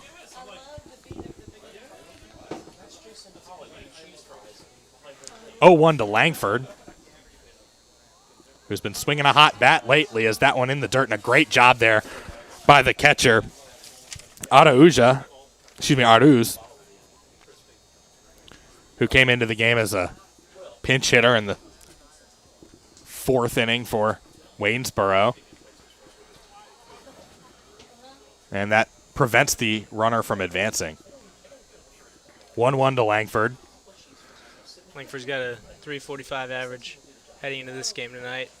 Kirby from the stretch and blows that one right by Langford on a fastball, 1-2.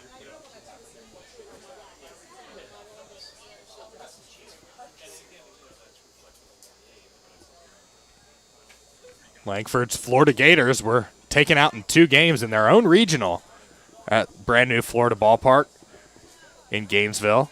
Lost to South Florida in the first game and South Alabama in the second game as the 1-2 comes in. And that one is in the dirt again. And this time not so lucky is the catcher Aruz as it gets by him. And that will get the runner down to third. So now even a fly ball will score a run here. That was a big, wild pitch there. Advancing Candelaria to third. Hopefully that'll extend the Sox lead with the hit here from Langford. And they're almost like penalties in football. You bring the team closer to scoring without the other team having to do anything. May not be called like it, but it sure feels like it for Kirby on the mound. The 2-2 now to Langford. Tom Sox ahead 4-2, 1 out, bottom of the 5th. And that one is a slider that stays just upstairs. And to the credit of home plate umpire Jerry Burrish, that has been a ball all evening long. Looks like the Generals have brought their pitchers in from out in left field. We'll see. This batter might determine what happens on that front, as here's the 3-2. Swing and a miss, strike 3. So how about that pitch from Kirby as he went right after the 3-hole hitter Langford, who, as you said, has been swinging a hot bat, and struck him out. We haven't seen a ton of speed from Kirby tonight. That change of pace there, catching Langford by surprise for strike 3. So now it'll be up to Cal Stark, who has an RBI single to his credit here this evening, and he bats with 2 away.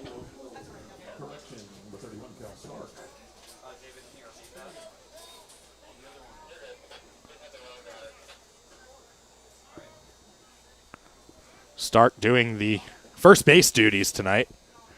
We've seen him at catcher some. We've seen him as the designated hitter, and he gets that one upstairs for a ball. Just held a swing there. It was close. Looked like the Generals were asking for it. I'm kind of surprised we didn't see an appeal down to the base umpire, Nathan Hamlet. We've seen a few of those this evening. Got a bit of a tough angle there. Now the 1-0. Kirby comes set, delivers, and that one stays outside as well. And hitters count now 2-0. A walk here, if you're Waynesboro, really isn't the worst thing in the world. It sets up a force at first or second, and it doesn't allow the runner at third to do anything. But it does open up the possibility of a steal of second or something like that. So we'll see what Kirby dials up here to battle back. Also brings Foster up, who's reached base a couple times. The 2-0 is bounced in the dirt again, and you wonder if we'll just see a fourth ball here, and you wonder if we might see a pitching change. As you mentioned, the Generals have brought everyone in from the bullpen, and there's a couple guys standing outside the dugout, actually, as we speak. Tom Sox bullpen, by the way, is quiet, but we've seen Santala out eating, so we assume he's done for the night. No, everyone needs some french fries in between innings, Luke. It's not a big deal. We'll see. The 3-0, that one is upstairs for ball 4, and now, as you said, Cole Foster comes to the plate.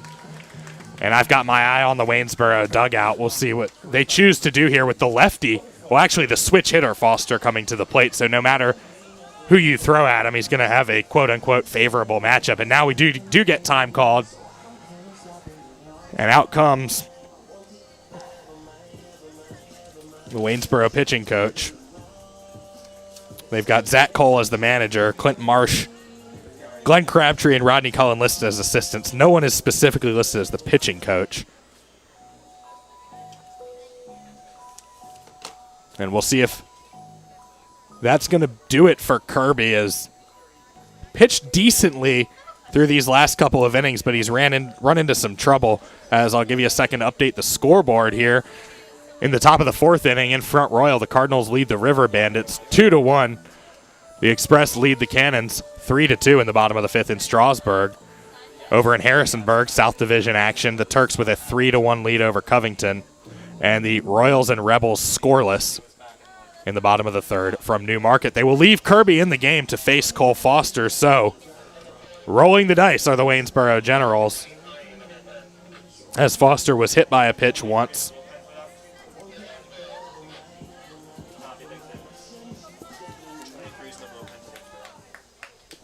As we've just been informed that Elijah McCormick is the pitcher warming up now in the bullpen for the Generals. Still Kirby on the hill, swing and a miss, strike 1, as now they've got the runner in a rundown as he tries to steal second. They throw back down to the catcher, Anauz. He tags Candelaria. It's a bang-bang play, and he is called out. And the Tom Sox not happy about that call, especially Corey Kohler, but they're not going to be able to overturn that one. As we go to the 6th inning, 4-2 Tom Sox in front. You're listening to Tom Sox Baseball.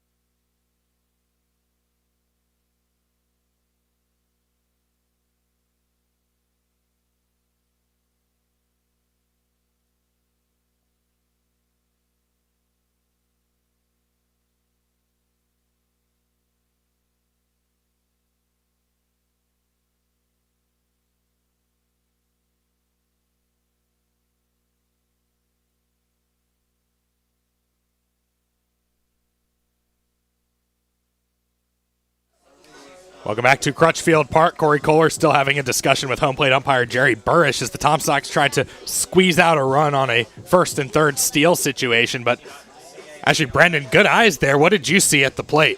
Oh, I saw Candelario slide in, but he seemed to slide just behind the bag. You know, if you don't touch the plate, you're going to be out. So Coach Kohler's been arguing. I think he has a fair argument, but I'm not sure he saw the Candelario miss plate at home. Now, after all of this, Tom Sox are going to make a pitching change. Angelo Cabral, a right-hander from North Central Texas and a native of Keller, Texas, will come in. He's a 6'3", 215-pound junior. And now, after, I would say, a strong start from Santala, it's in the bullpen's hands. Yeah, Santala, 5 innings pitched, 2 earned runs, 3 strikeouts, but 54 strikes on 73 pitches. Solid outing for him in his first start for the Sox this season. Cabral, a relatively new addition to this roster. As we talked earlier about, some guys reached their innings limit. Some guys need to go resume classes. With as many schools as we've got represented here on the roster, of course, Corey Kohler is the head coach here in Charlottesville. Really, you've got about 15 to 20 quote-unquote head coaches. Yeah, but you also take into account Jeff Burton and how he's recruited for this roster. He's got reach all across the East Coast, even all the way over to Texas, as we'll see from Cabral. A couple of guys from Rice here on this roster, or I should say one, Dylan Janik. In any case, for Waynesboro here in the top of the 6th, it'll be Alejandro Figueiredo, the first baseman, as they will send 5, 6, and 7 to the plate.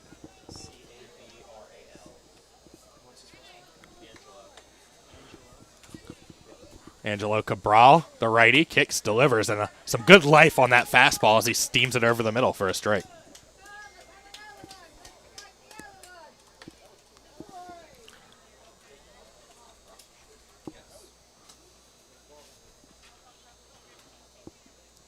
Figueiredo has an RBI today on a fielder's choice, and he grounded out his last time to the plate as he takes that one high. Cabral's only got 1 inning on the season, a couple strikeouts. Don't think he'd complain if he had 2 strikeouts in this inning either. His team clings to a 4-2 lead here in the 6th, as that one is a called second strike over the outside corner. Fire truck out down the left field line here on First Responders Night. A couple of police cars. I think you'll see a feature on Tom Sox TV about this in the near future as the 1-2 is hit out of play into the woods. It'll be out on Tuesday. Don't worry, Luke. We have our own Dylan Castaigne out there doing some field reporting. You will hear Dylan on Sunday's broadcast alongside myself as we bring you the annual July 4th game for the Tom Sox as the 1-2 is on the ground to Foster again at short. Deja vu for Figueiredo, and he is out number 1 here in the 6th. Solid play there by Foster, running in, being aggressive, getting the first out in a hopeful scoreless 6th inning for for Waynesboro. As looking ahead to Sunday, that will undoubtedly be the biggest crowd of the season. Free admission thanks to Carter Bank and Trust. Love getting a lot of people out here at the Crutch. As the Tom Sox and Generals traditional opponents on July 4th on a day when the league is otherwise dormant, as the first pitch to Jackson Ross is called a strike.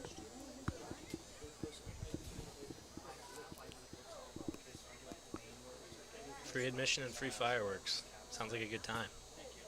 The 0-1. Swing and a miss, strike 2, and good-looking stuff from Angelo Cabral early. And yeah, it's 5 o'clock start time if you're planning on coming out, so a couple hours earlier than normal so we can all get done for the fireworks, which will be next door at McIntyre Park. Here's the 0-2, and that one stays downstairs and outside for a ball.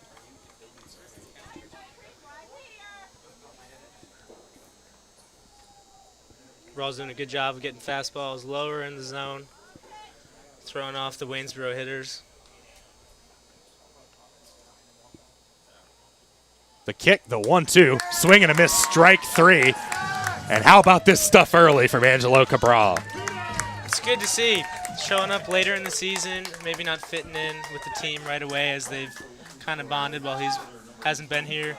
But now he's showing his stuff, strutting out there. 2 outs already in the 6th inning. And we talked about how Jeff Burton brings talent to this team, but this had to be a Corey Kohler find, a junior college pitcher from Texas, and what a find he was so far.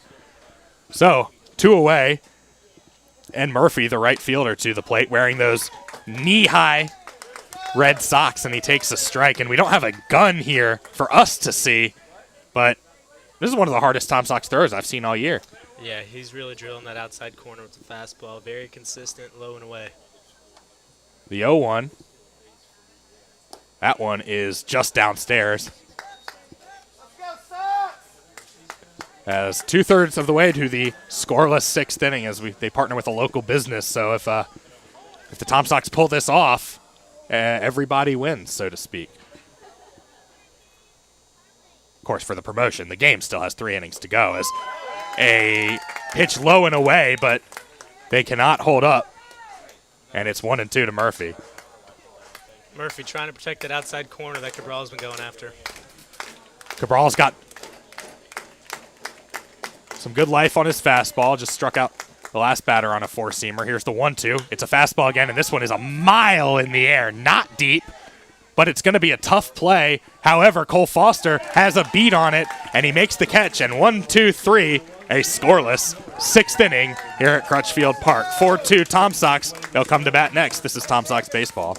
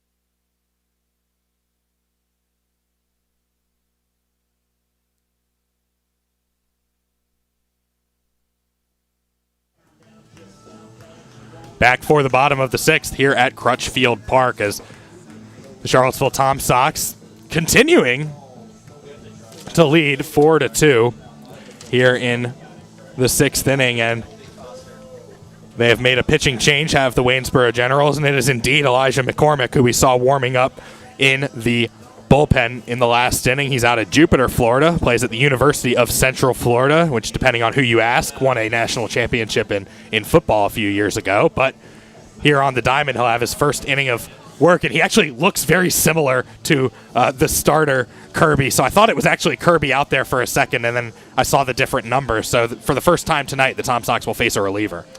Yeah, you're commenting about football, Luke. There's very few people who would say UCF for the national champions. I believe they're all located in Orlando.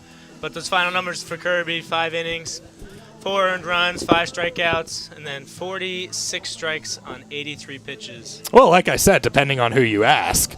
Yeah. Solid outing for Kirby, though. He settled down after the first couple innings where he gave up 4.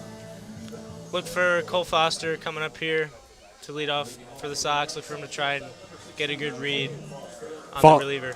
Foster will come back up to the plate with a fresh count, as he was at the plate when the Tom Sox had Candelaria thrown out at home trying to come across on a 1st and 3rd steal situation. Corey Kohler had a long conversation with the umpiring crew about it, but of course, no review here, and Candelaria actually missed the plate on the slide, so it was a good call by Jerry Burrish as the first pitch low and outside to Foster.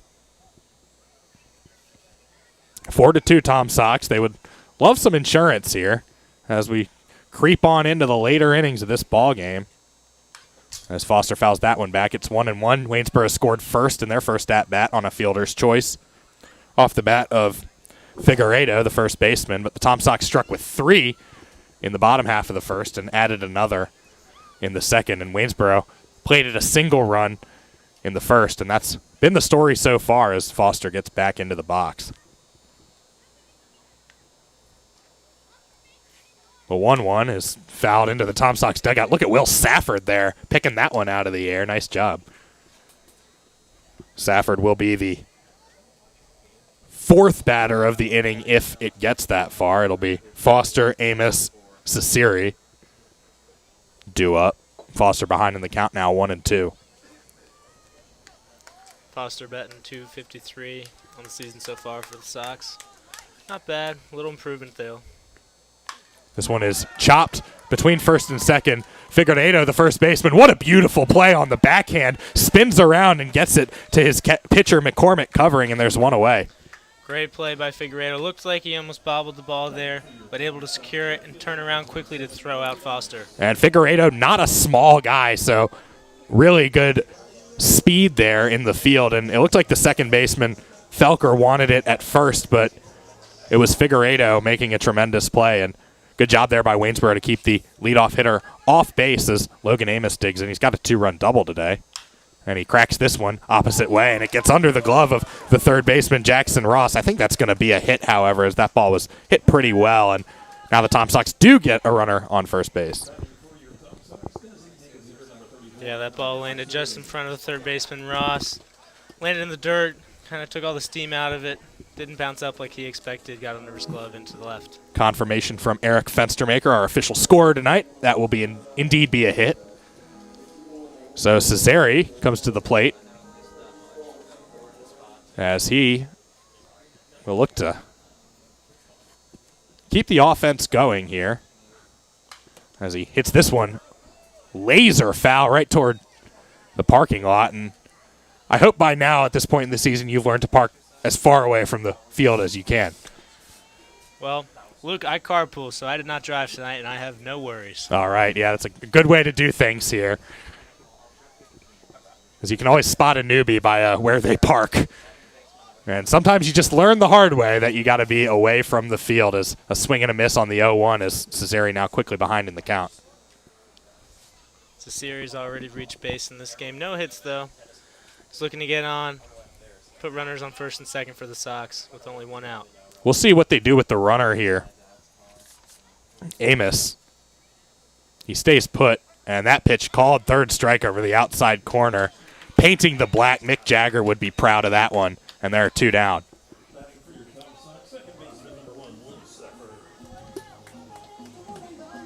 So now Will Safford comes to the plate. Tom Sox offense has been quiet since the early innings. They haven't scored since the second. Not for lack of trying, however. No, but that keeps up with their theme this season of scoring lots of runs in 1 or 2 innings. For instance, last night, top of the 9th in Waynesboro, they scored 5. So it's been a consistent theme. Runs come in bunches. First pitch to Safford is over the inside corner on a curveball for a strike, as another curveball and another strike as this one is right over the middle. And quickly now behind in the count as Elijah McCormick has looked pretty good here in this 6th inning. You mentioned he looks physically like Kirby. He's been throwing curveballs like Kirby as well. Both of them have that long hair that flows out of the cap and are both right-handed pitchers. As now McCormick steps off. And now the 0-2 to Safford. That one is a little upstairs. Safford, I think, benefiting from his 5'8" frame there. Might have been a strike to one of the bigger players. He was able to hold back on that high heat. Enough control to keep him in this at-bat. Amos on first, 2 down. The 1-2. That one comes in and I think, did it? No, it didn't hit Safford, but it gets away from the catcher and Amos moves down to second base. I don't know how that missed him. Hard to tell. Might have bounced right before his feet and it just curved right around him. I tell you, if not for that stop by the catcher Aruz, Amos might have gotten to second, and they're going to rule that a pass ball. Over to third. He's on third. He got Excuse to me. Second. Yeah. So Safford with a man in scoring position, 2-2. The delivery Swing and a miss, strike 3, and a good job there to recover by Elijah McCormick. So the Tom Sox get a hit, but they can't do anything with it, and it's still 4-2 as we go to the 7th. You're listening to Tom Sox Baseball.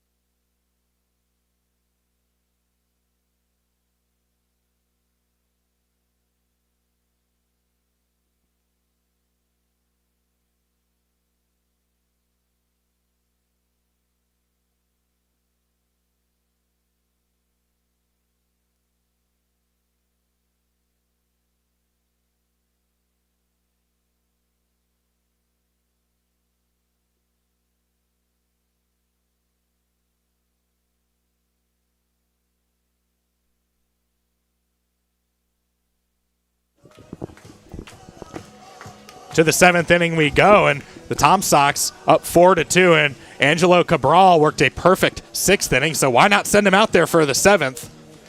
Oh, absolutely. Plus, we'll get him more experience. Good atmosphere here in the Crutch right now, though. We can't let you hear it because of YouTube restrictions, so we got the YMCA going. We have a 2-run lead for the Sox. You can't ask for much better weather either. It's going to be a good last 3 frames. YMCA, of course, if you're a fan of the New York Yankees, that's the song that the grounds crew comes out and works on the field to in between some innings and after every game. Is leading off for Waynesboro will be the catcher Alex Arauz. He is out of Sarasota, Florida, also plays at Faulkner, along with Sean Ross, and he had a single his first time at the plate. And he swings at the first pitch, and ooh, that one looked painful. He fouled that right off his, I think it was his left foot. And I don't believe he's wearing a shin guard of any kind, so they're going to give him as much time as he needs to walk that one off. You can tell immediately he felt that one. And as a catcher, that happens all the time, but you've got all that equipment on. Up at the plate, all you've got is a helmet, so.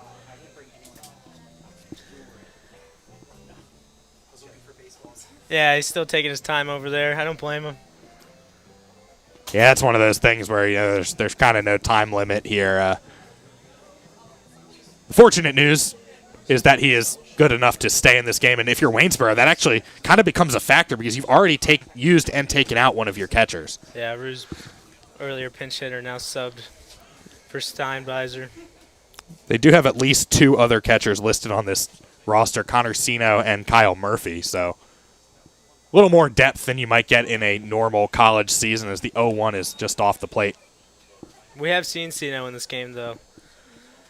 So it'd be a few more substitutions. He'd be coming out of his DH spot. Yeah, I believe Waynesboro would have to forfeit the DH should they put him in the field, but it looks like it's not going to come to that as Arauz back into the batter's box, and now ahead in the count 2-1 is that one right over the head of the catcher, Langford.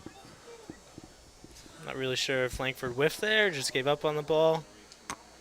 Or maybe just it was high, but it didn't look too far out of his reach. I think it was higher than he expected anyway. Benefits of no runners on base. Cabral behind in the count now. We didn't see that in the 6th. And now he's pulled it even as they don't even appeal to first on that check swing. Home plate umpire Jerry Burrish says yes, he did.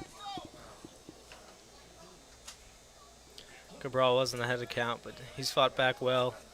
Evened it up 2 apiece. 2-2 the count now. No on, no out, top of the 7th. And this one is in the air. Langford searches for it for a moment, but it gets out of play. And the team, I believe, is still taking volunteers to don a hazmat suit and go find the foul balls in the woods. You don't think the little 10-year-olds are running back there looking for him? You can't see them, but I think they're there, Luke. I don't know if they can go all the way into the woods with all that poison ivy, hence the need for a hazmat suit as the 2-2 downstairs and outside. Of course, fans welcome to keep all foul balls that they can get here at Crutchfield Park. I remember in my little league, you used to be able to trade for a foul ball for bubble gum or a freeze pop.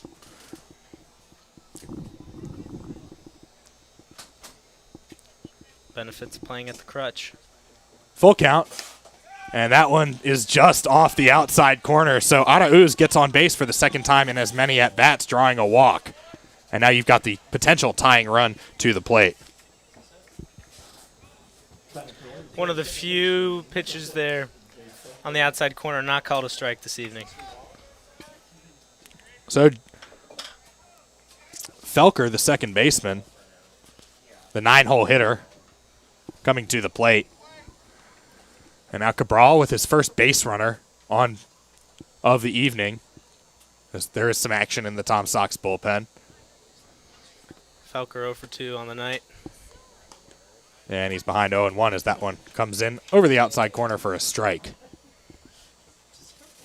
I'm trying to see who is in the bullpen over there. My first guess was James Vaughn, but Vaughn wears his pant legs high, and that pitcher has his pant legs low. As now, as I say that, whoever was throwing in the bullpen has stopped. And the 0-1 now to Felker is now time called, and that pitch is not going to count. Actually, looking back on it, that might have actually just been Cam Guidry throwing. Maybe just to be loose, or I know we saw Garrett Spikes get on the mound last night for the Tom Sox, but that was more out of necessity because the Generals were hitting the ball all over the yard.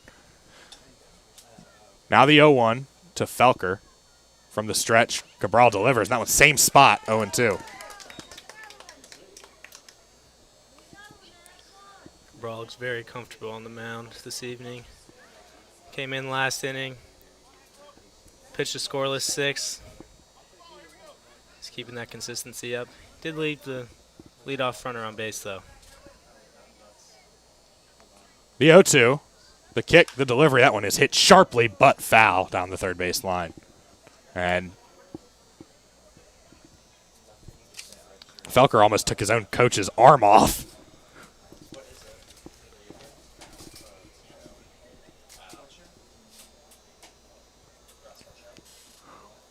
Four to 2, Tom Sox in front, nobody away here in the top of the 7th. Waynesboro with the leadoff man on base. The 0-2. And that one just off the plate.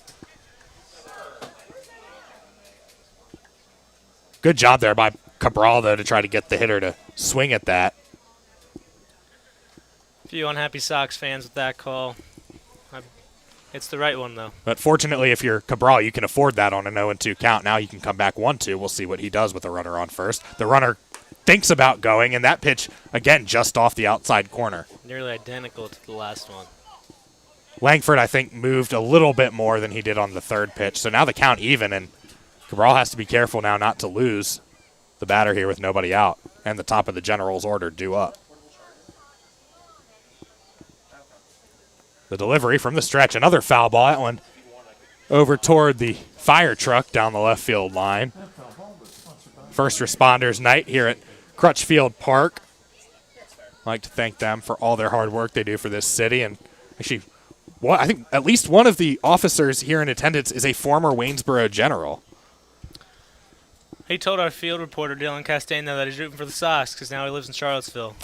And trust me, he made the right choice. Now the 2-2. That one is way outside again. Shouldn't say again. That one's as far outside as Cabral has thrown one all evening. Now the count runs full, and we might see some movement here with a full count. I believe his name is Officer Lucas. He was played for the Generals in 2013 in a year where they won the championship here in the Valley League. Of course, that was pre-Tom Sox. The 3-2. As hit down to short, Foster to Safford. The relay to Stark is in time, and it's a double play. And boy, did the Tom Sox need that like a cold glass of water on a hot summer day. Yeah, fast ground out there to Foster. Safford at second, able to turn quickly. It was close, but Stark was able to reach out, make the play. And now Cabral's got 2 outs when it looked like he was in trouble. And I think Safford, if you're going to give an MVP to that double play. He deserves it there with that lightning fast turn, because if he takes one more millisecond, then we've got a runner on first base on just a fielder's choice. And a good stretch by Stark, too. So 2 away, Weller to the plate. And a much better situation now for the Tom Sox as the leadoff man bats with the bases empty rather than with somebody on, and he takes a strike to start. A little bit of an off-speed pitch there from Cabral. Didn't see that in the last at-bat. In the 6th inning, it was the fastball. Mixing in a little bit more off-speed. Now here's the 0-1. This one is back to the fastball, and now down in the dirt, 0-2. Think we'll see the outside corner on this one. That's where he's been hunting, and a lot depends on where that catcher Langford decides to set up. And just like you called, Brendan, he sets up on the outside corner, the kick, the 0-2, and this one is sprayed into right field for a base hit. So I think the hitter there, Weller, was kind of sitting on an outside fastball there.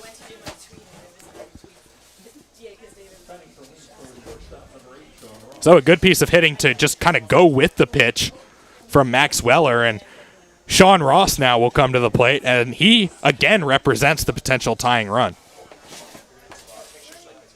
Ross made a good couple plays at shortstop for the Generals tonight. Including one that I think the Tom Sox thought should have been an error on a fumble by the first baseman, but it was called a putout as Ross takes a curveball for a strike. Ross, a native of Puerto Rico, one of 2 Waynesboro players from outside the continental United States. They have Aiden Huggins out of Edmonton, Alberta, but he plays collegiately at Illinois State. The 0-1 to Sean Ross, the shortstop, is an off-speed pitch for a strike, and Cabral now 1 strike away from getting out of the 7th inning and stranding a base runner. Ross had a single earlier in the game. Looking to get that here, advance Weller in a scoring position. The 0-2. Langford sets up on the outside corner again. Now he bounces back inside, and that one is just tapped foul toward the Waynesboro dugout, as you saw the runner take off on that pitch.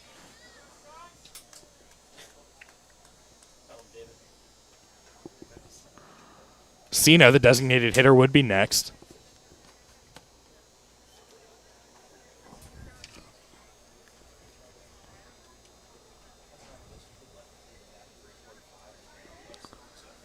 And now the 0-2 once again. Cabral looks in from the belt, fires, and Langford was set up on the outside corner or just off of it, as that one is ball 1.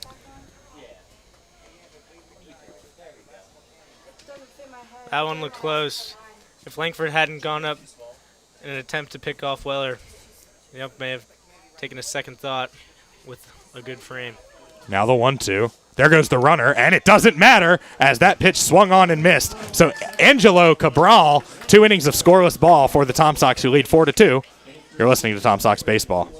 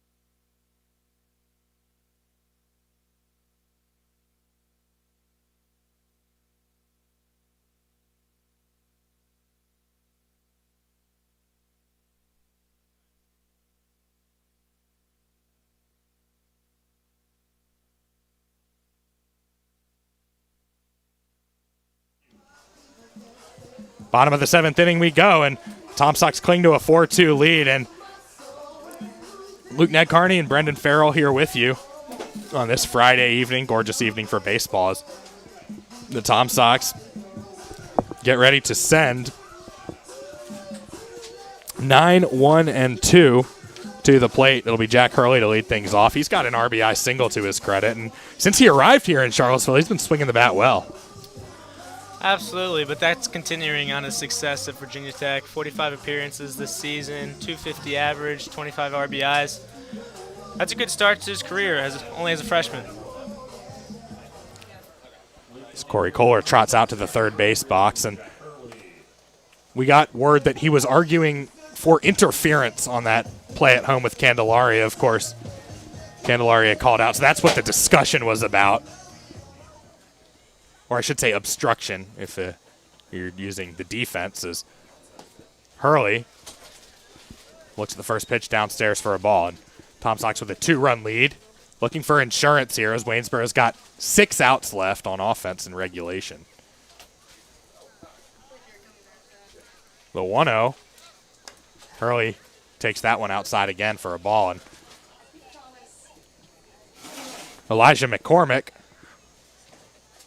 has done a good job since coming in.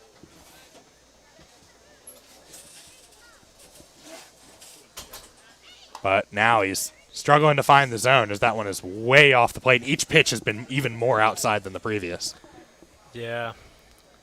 Putting the leadoff man on would be big for the Sox here. They've gone kind of cold since they started with 4 runs in the first 2 innings.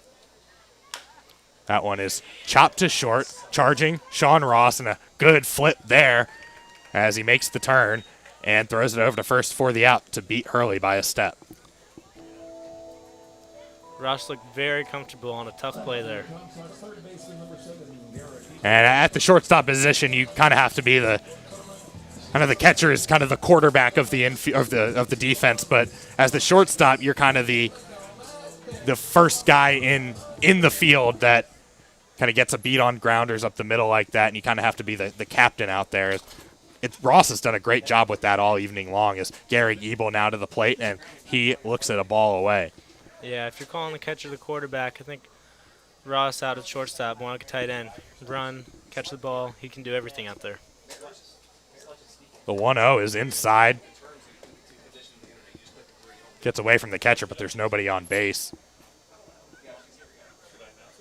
Kind of like a George Kittle who gets mistaken for a wide receiver just because he catches so many passes. Does not get paid like one, however. Oh, I'm sure he'll be asking for it soon enough. It's all part of their new tight end university initiative. The 2-0 is hit in the air, left center field, and it is going to hang up in time for Levinson to come over and make the grab. I thought off the bat that one fooled me a little bit. I thought he hit that one better than he actually did. It was only medium depth and a routine fly ball. And we are going to have a pinch hitter for Trevor Candelaria. It will be Elijah Nunez out of TCU. So Candelaria's evening is finished. Nunez looking for some improvement here. Went 0 for 3 last night in Waynesboro.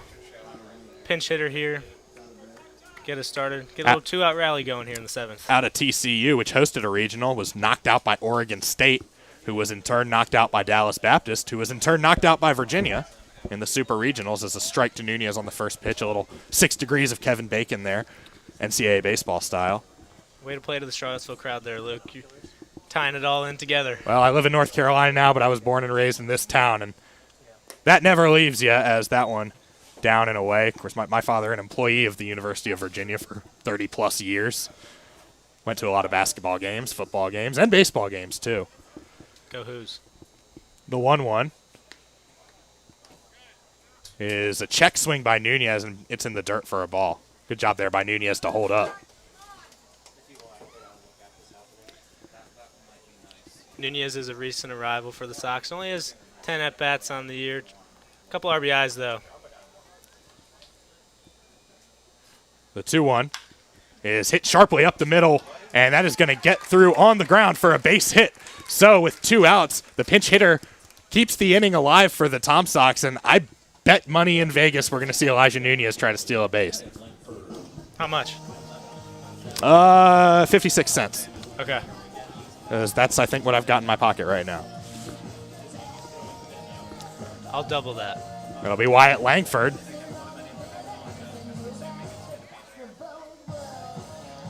Looking to keep this inning going, and he's a guy who can hit the ball in the gap. So even if Nunez doesn't leave from first base, if Langford can get something in the gap, that'll be a big insurance run for the Tom Sox.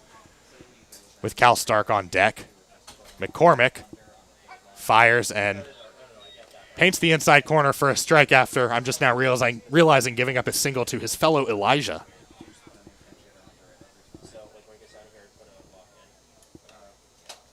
Oh, 1 to Langford.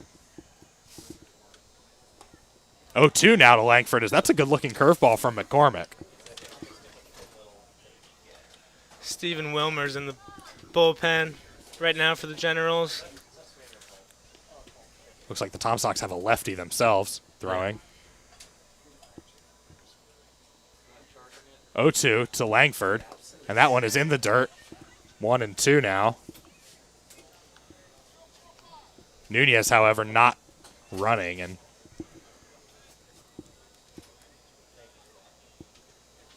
Tom Sox up 4-2 here in the bottom of the 7th inning. Their offense, however, has not done a thing since the 2nd.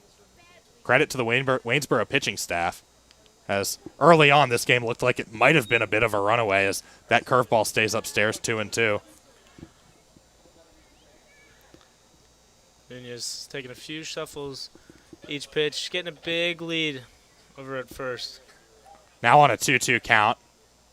He dances off the bag, doesn't go, and it's a called third strike on the outside corner as Uncle Charlie pays a visit to end the bottom of the 6th. Tom Sox get a man on, can't do anything with it. It's 4-2 to going to the 8th, excuse me, as you listen to Tom Sox Baseball.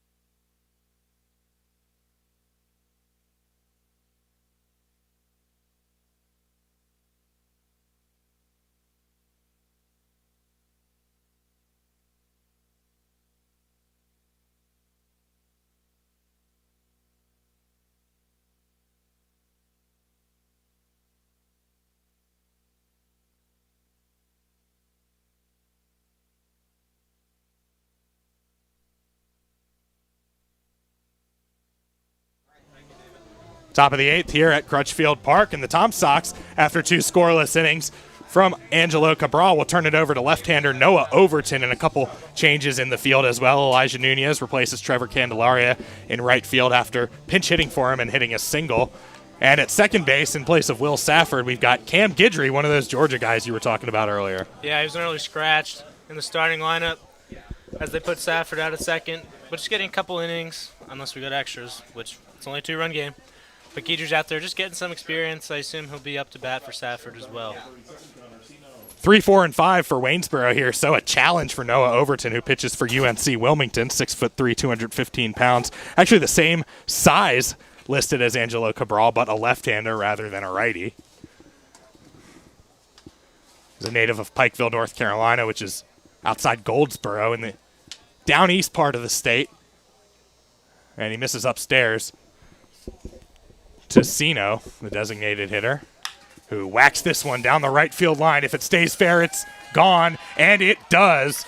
That ball is out of here, and just like that, Waynesboro cuts the lead in half. Yeah, Cabral had pitched 2 scoreless innings. Looks like the Sox were going to take control defensively. Overton comes in. Sino lined that one up perfectly. Overton kind of left it in the middle of the plate. And like you mentioned earlier, short field out and right. That was drilled. And now to play devil's advocate, that's almost better than giving up a leadoff base runner because you still got the lead. The bases are still clear. You know, you've given up a blow, and maybe that kind of helps you focus a little bit. That's true. As long as Overton doesn't take it the wrong way, I think it can work out. He induces a slow grounder to short. Foster's going to have a tough play, but he will make it as Levinson was really motoring down that line. And we talked about the importance of shortstop for Ross earlier. Cole Foster's done a pretty good job, too. Absolutely. He's been consistent there all season for the Sox. Made a good few plays today that have kept runners off base. Alejandro Figueiredo out of Florida Gulf Coast University is the next batter for Waynesboro. Against the lefty Overton, who's got one away and the base is empty and misses downstairs. 4-3 now our new score after the solo home run by Connor Sino, which got out of here in a hurry. You knew it right away, right off the bat. The 1-0. Overton kicks, fires, and that one misses downstairs, but still a big out by the Tom Sox defense to kind of say, hey, this isn't going to be a big inning under our watch. Yeah, it helps things get back under control. Helps calm down Overton as well, giving up a home run on his first batter. Hitters count here, however, and now Overton gets that one over as it looked like Figueiredo was taking all the way. Never a bad idea to take a couple pitches when you are facing a new pitcher, as Overton ready again, and now he takes a little bit off, and Figueiredo goes golfing and misses.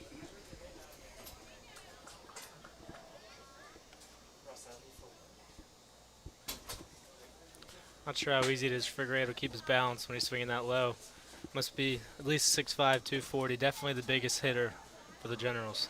Jackson Ross would be next for Waynesboro. Here's the 2-2, and that one stays up for a full count. And this is a really big pitch here. As part of me wonders if we'll see a pinch runner if Figueiredo gets on base.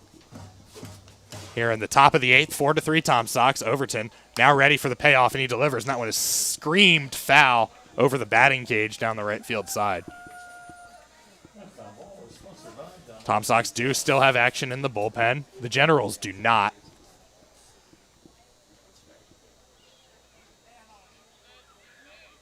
As now a payoff pitch to Figueiredo, the first baseman.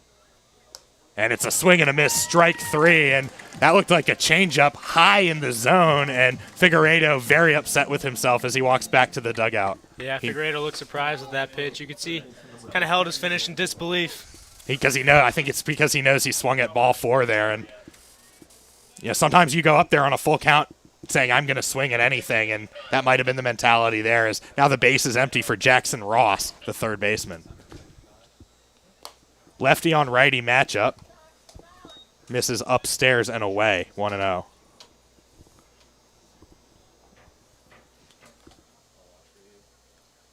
Overton now working quickly, and maybe he needs to take a second as he misses in the dirt with that one, 2-0. Now a hitter's count to Ross, as it would be Kyle Murphy, the right fielder, next for the Generals. Overton's worked out of a couple 2-0 counts already this inning. But now he's behind 3-0 as that one stays upstairs.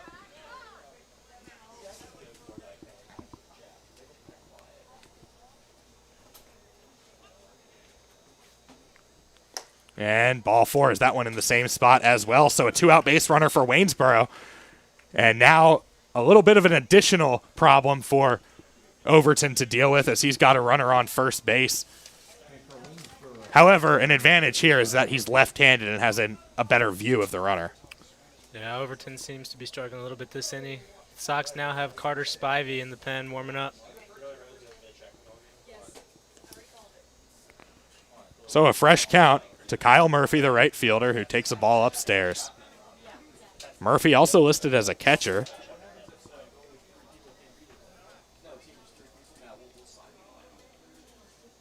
out of Pasco Hernando Community College. Now we've got time called, and John Maley's going to come out for a chat with Overton. And it'll be the first mound visit of the inning for the Tom Sox is now Cal Stark, Cole Foster, and the rest of the Tom Sox infield jogs in as the Waynesboro first base coach will go talk to Jackson Ross. And very quick visit from John Maley. Probably not a pitching discussion so much as it was a defensive discussion. Oh, absolutely. Maley just wanted to calm down his defense now that the winning run is at the plate. But one ground out, one strikeout here that'll end the inning and any potential troubles that the Sox would have. Home plate umpire Jerry Burrish signals to us officially charging the Tom Sox with a conference, so it's a 1-0 count. If there are any more conferences this inning, then the Tom Sox would be forced to make a pitching change as that one comes in over the plate for a strike.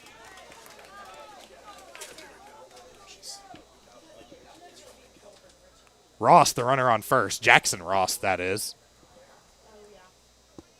And a 1-1 count to Kyle Murphy, the right fielder, and now a 1-2 count to Murphy as he fouls that one back, and he looks like he put everything into that swing. Oh, yeah.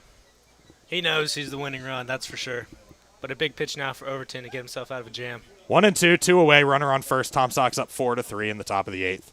Here's the delivery from Overton, and that is just foul-tipped by Murphy. Boy, he looked early on that and just got a piece of it to hit it right down into the dirt. Just enough patience to keep his at-bat alive. The catcher, Ada Uz, is on deck, and he's reached base twice here this evening. So you'd much rather he bat with nobody on in the 9th. And here's the 1-2 from Overton as that one bounces again, 2-2. Good job there, actually, by the batter to hold up the swing there.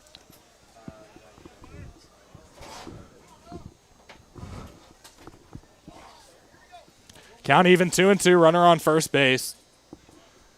Tom Sox looking to get out of this inning after only surrendering the run as the 2-2 is too high. And now the count runs full and the runner will be off with the pitch. Murphy's been looking more and more comfortable as this at-bat has continued. Fought back from a 1-2 count. Overton takes a breath. Now he comes set. Kicks, fires. Called third strike over the inside corner. And Murphy having a chat with the umpire, but perfect pitch there from Noah Overton to get out of the inning. However, the Generals get a big home run from Connor Sino, and they cut the lead in half. To the bottom of the 8th we go, 4-3 Charlottesville. You're listening to Tom Sox Baseball.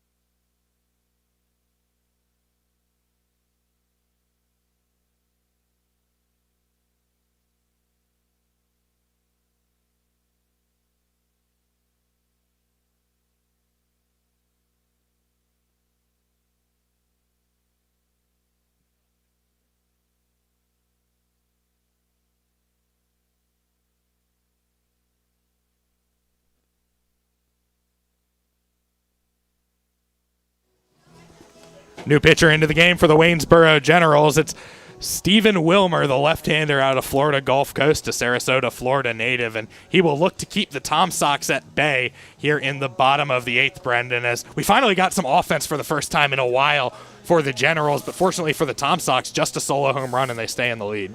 Yeah, but we haven't seen any offense from the Sox along the way. Elijah McCormick did a great job for Waynesboro. 2 innings pitched, no earned runs, and 3 strikeouts to keep his team in the game. Look for the Tom Sox here to be kind of aggressive. They want to score that insurance run, double up that lead as they head into the 9th. So it will be 4, 5, and 6, Stark, Foster, and Amos for the Tom Sox here in this bottom of the 8th inning. And That trio caused some damage in the first inning. They'll be hoping to do the same thing here after Amos was able to drive in both Stark and Foster for a couple of runs. it'll be Cal Stark to lead things off. And he'll go against a lefty, will the Tom Sox, for the first time this evening, as the Generals counter Overton with Wilmer. And Wilmer's first pitch is upstairs for a ball.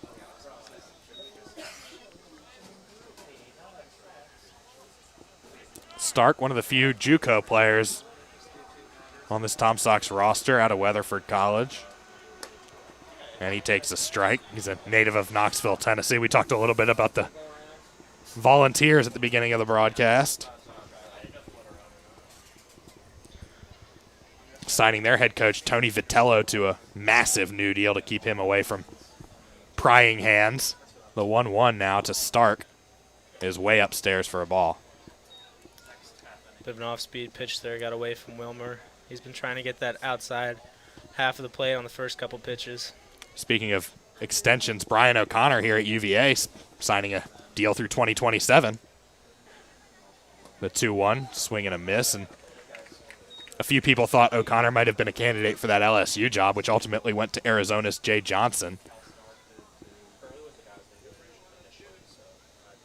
As Stark now bats with nobody on, nobody out, and the Tom Sox clinging to a 4-3 lead here in the bottom of the 8th inning. We'll see if it's Overton who comes out for the 9th or somebody else. As the 2-2 to Stark runs him up on the high heat, and it's a swing and a miss for out number 1.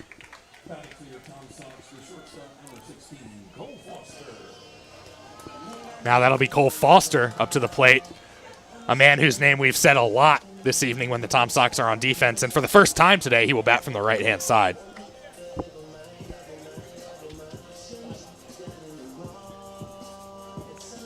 Tom Sox will take on Purcellville tomorrow in a doubleheader. That'll be on the road. 5 p.m. first pitch from up in Northern Virginia.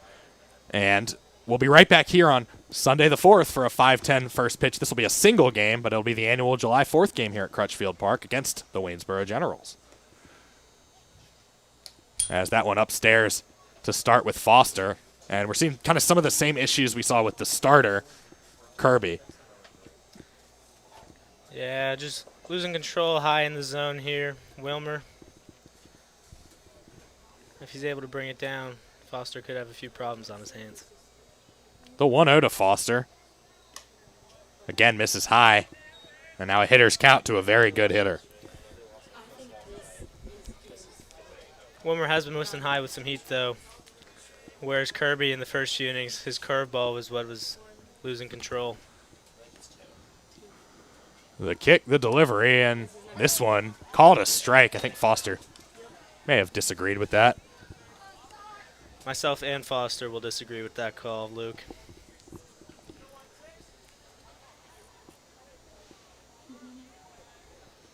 Jerry Burrish with a much better view than you and I. The 2-1 now to Foster. That's another fastball, and it's upstairs, and once again, another hitter's count. You'll see the umpire, depending on if it's a lefty or a right-handed batter, work in the slot is the term for the space between the batter and the catcher. Many believe that affords the best view of home plate here as the 3-1 comes in, and missing low this time and walking Foster to put a runner on base. Rare ball in the dirt from Wilmer there. And I'll bring up Logan Amos for a lefty-on-lefty matchup. Amos has a 2-run double today back in that first inning. And now, as you see, Jerry Burrish move to the other side of the catcher, Arauz.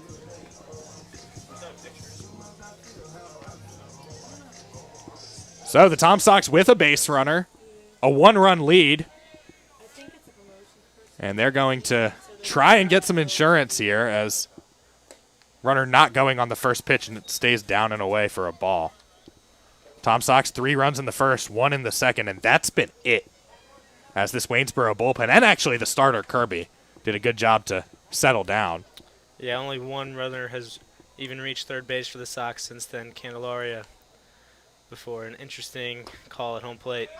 The 1-0 is right over for a strike. Candelaria, of course, lifted in favor of Elijah Nunez, who's now in right field, and he, being Nunez, got a single last inning, but unable to come around the bases. It's 1-1 with one away and a runner on first. And a one-run lead for the Tom Sox is now it's 1-2 as Amos fouls this the third pitch back to the screen. Big aggressive swing from Amos there. Amos, former Covington Lumberjack. If you recognize that name, yes, he is a Valley League veteran. There are a few of those sprinkled around. The 1-2. Tom Sox actually have a guy who was on the 2019 roster here as well, Jake Haney.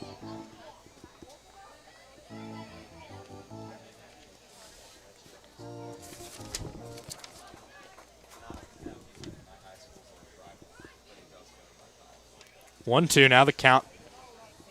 One away. And that curveball just misses. Boy, that was a good-looking one, however. Reminiscent of Barry Zito there on the 12-6 drop, but it was just high. You can see Amos look around at the umpire. He thought there was a chance that was called strike 3. Now we'll see what Foster does here on a 2-2 count. They look him back to first. And now they come home, and Wilmer fires that one, and it gets away from the catcher, Arauz, and Arauz makes his first mistake of the night at a critical juncture, as that allows Foster to get down to second. Another example of how that aggressive base running by the Sox could pay off. And that'll be ruled a pass ball, and no question there about that one. As now, if Amos can put something into the outfield that can get down, very likely the insurance run scores. Now it's a 3-2 pitch. Wilmer looks back, kicks, delivers, and that is a called third strike. Amos took a couple steps down to first base, but Jerry Burrish rings him up, and there are two away now, and it will be up to Adam Cesiri, the designated hitter, to try and drive Foster home. Amos turned around and had a few words for Jeff Burrish back there. Not going to change anything for him, though. Now Foster's out there at second with 2 outs. And to the credit of Wilmer, that was a really great pitch. He hit his spot exactly where he needed to. I can be argued that the spot was set up off the plate, but no point as the call stands. And now Cesiri from Wake Forest takes a ball high. Cam Guidry, by the way, who came in to replace Will Safford, is on deck.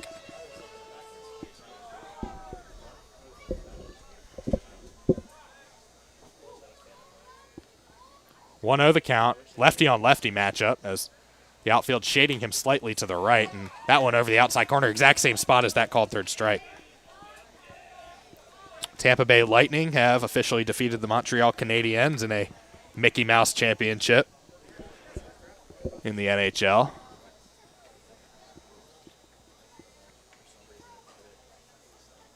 The 1-1.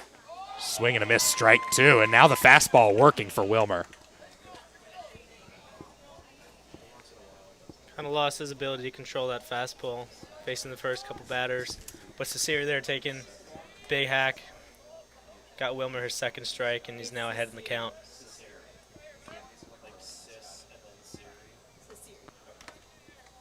One, two to Cesiri. Curveball and a swing and a miss, strike 3. And what a job there by Wilmer to strand the runner in scoring position. Tom Sox get a man on base, but they can't do anything with it. And it's 4-3 going to the top of the ninth. Tom Sox trying to close this one out. When we come back, you're listening to Tom Sox Baseball.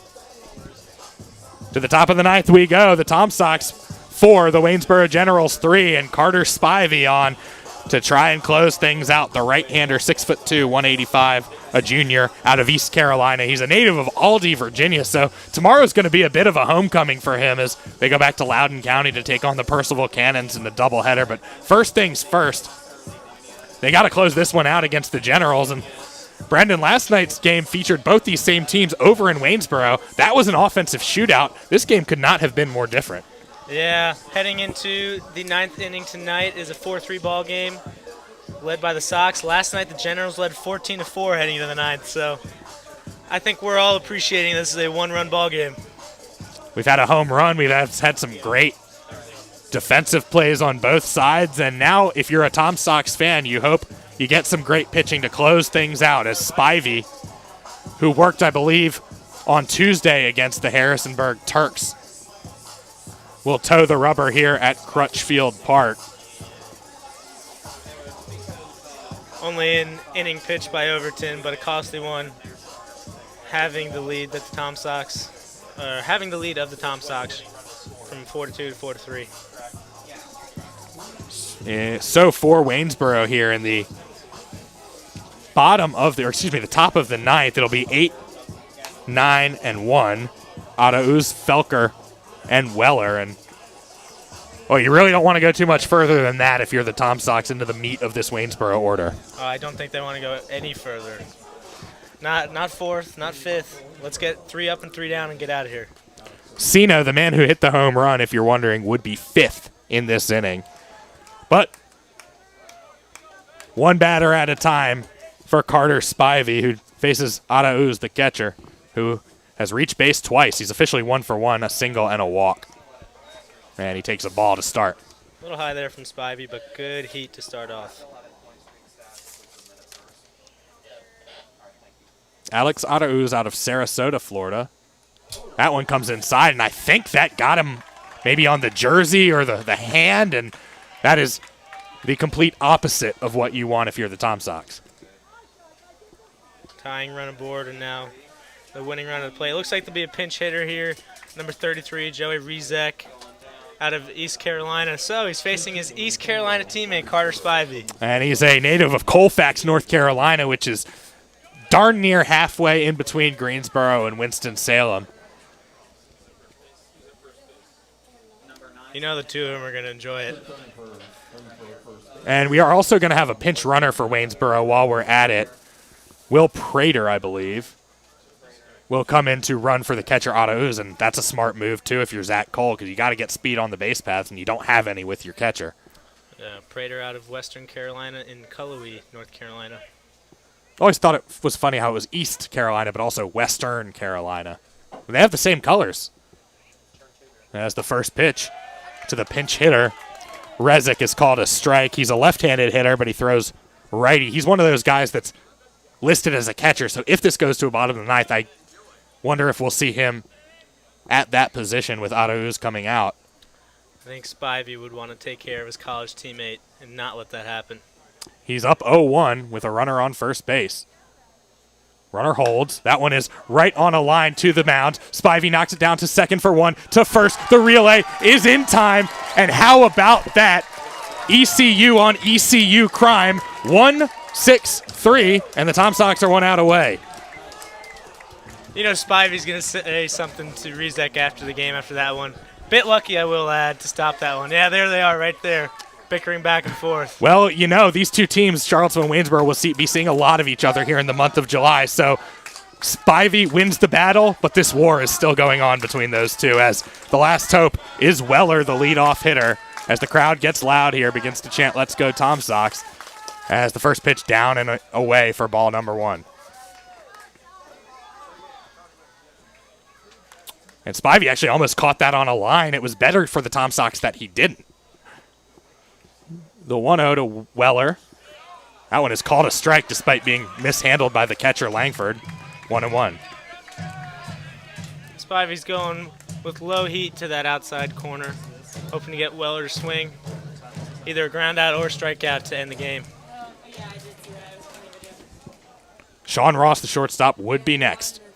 1-1. That one is right over for a strike, and now it's 1-2. Tom Sox 1 strike away from exacting a measure of revenge for last night's offensive explosion in Waynesboro.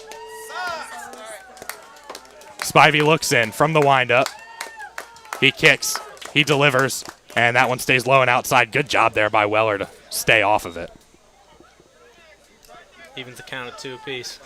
Ross, the on-deck hitter, comes over and rolls the ball back to the Tom Sox dugout, and Spivey requests a new baseball from the umpire. 4-3, 2-2 the count. Tom Sox 1 strike away from taking this one home on a Friday night. The windup, the delivery, downstairs again, now 3-2, and you just erased a base runner, and the last thing you want to do is let somebody get back on. Spivey just needs to take a moment to settle himself. All he needs is 1 pitch to get out of this game. Time called now, and it looks like Corey Kohler himself is going to go out to the mound. This will not, there's nobody in the bullpen. This will obviously not be a pitching change so much as this Kohler maybe telling his guy, settle down a little bit. Because it did look like he was overexerting himself on those last couple pitches. I think if Coach Kohler goes out there, tells the players all they need is 1 ball, and then they can go get some food and get out of here, I think that'll be enough motivation for him. Well, not only that, but I think, not to speak this into existence, but you do have to talk about the possibility of a walk and what you would do if you get a runner on base too. Absolutely.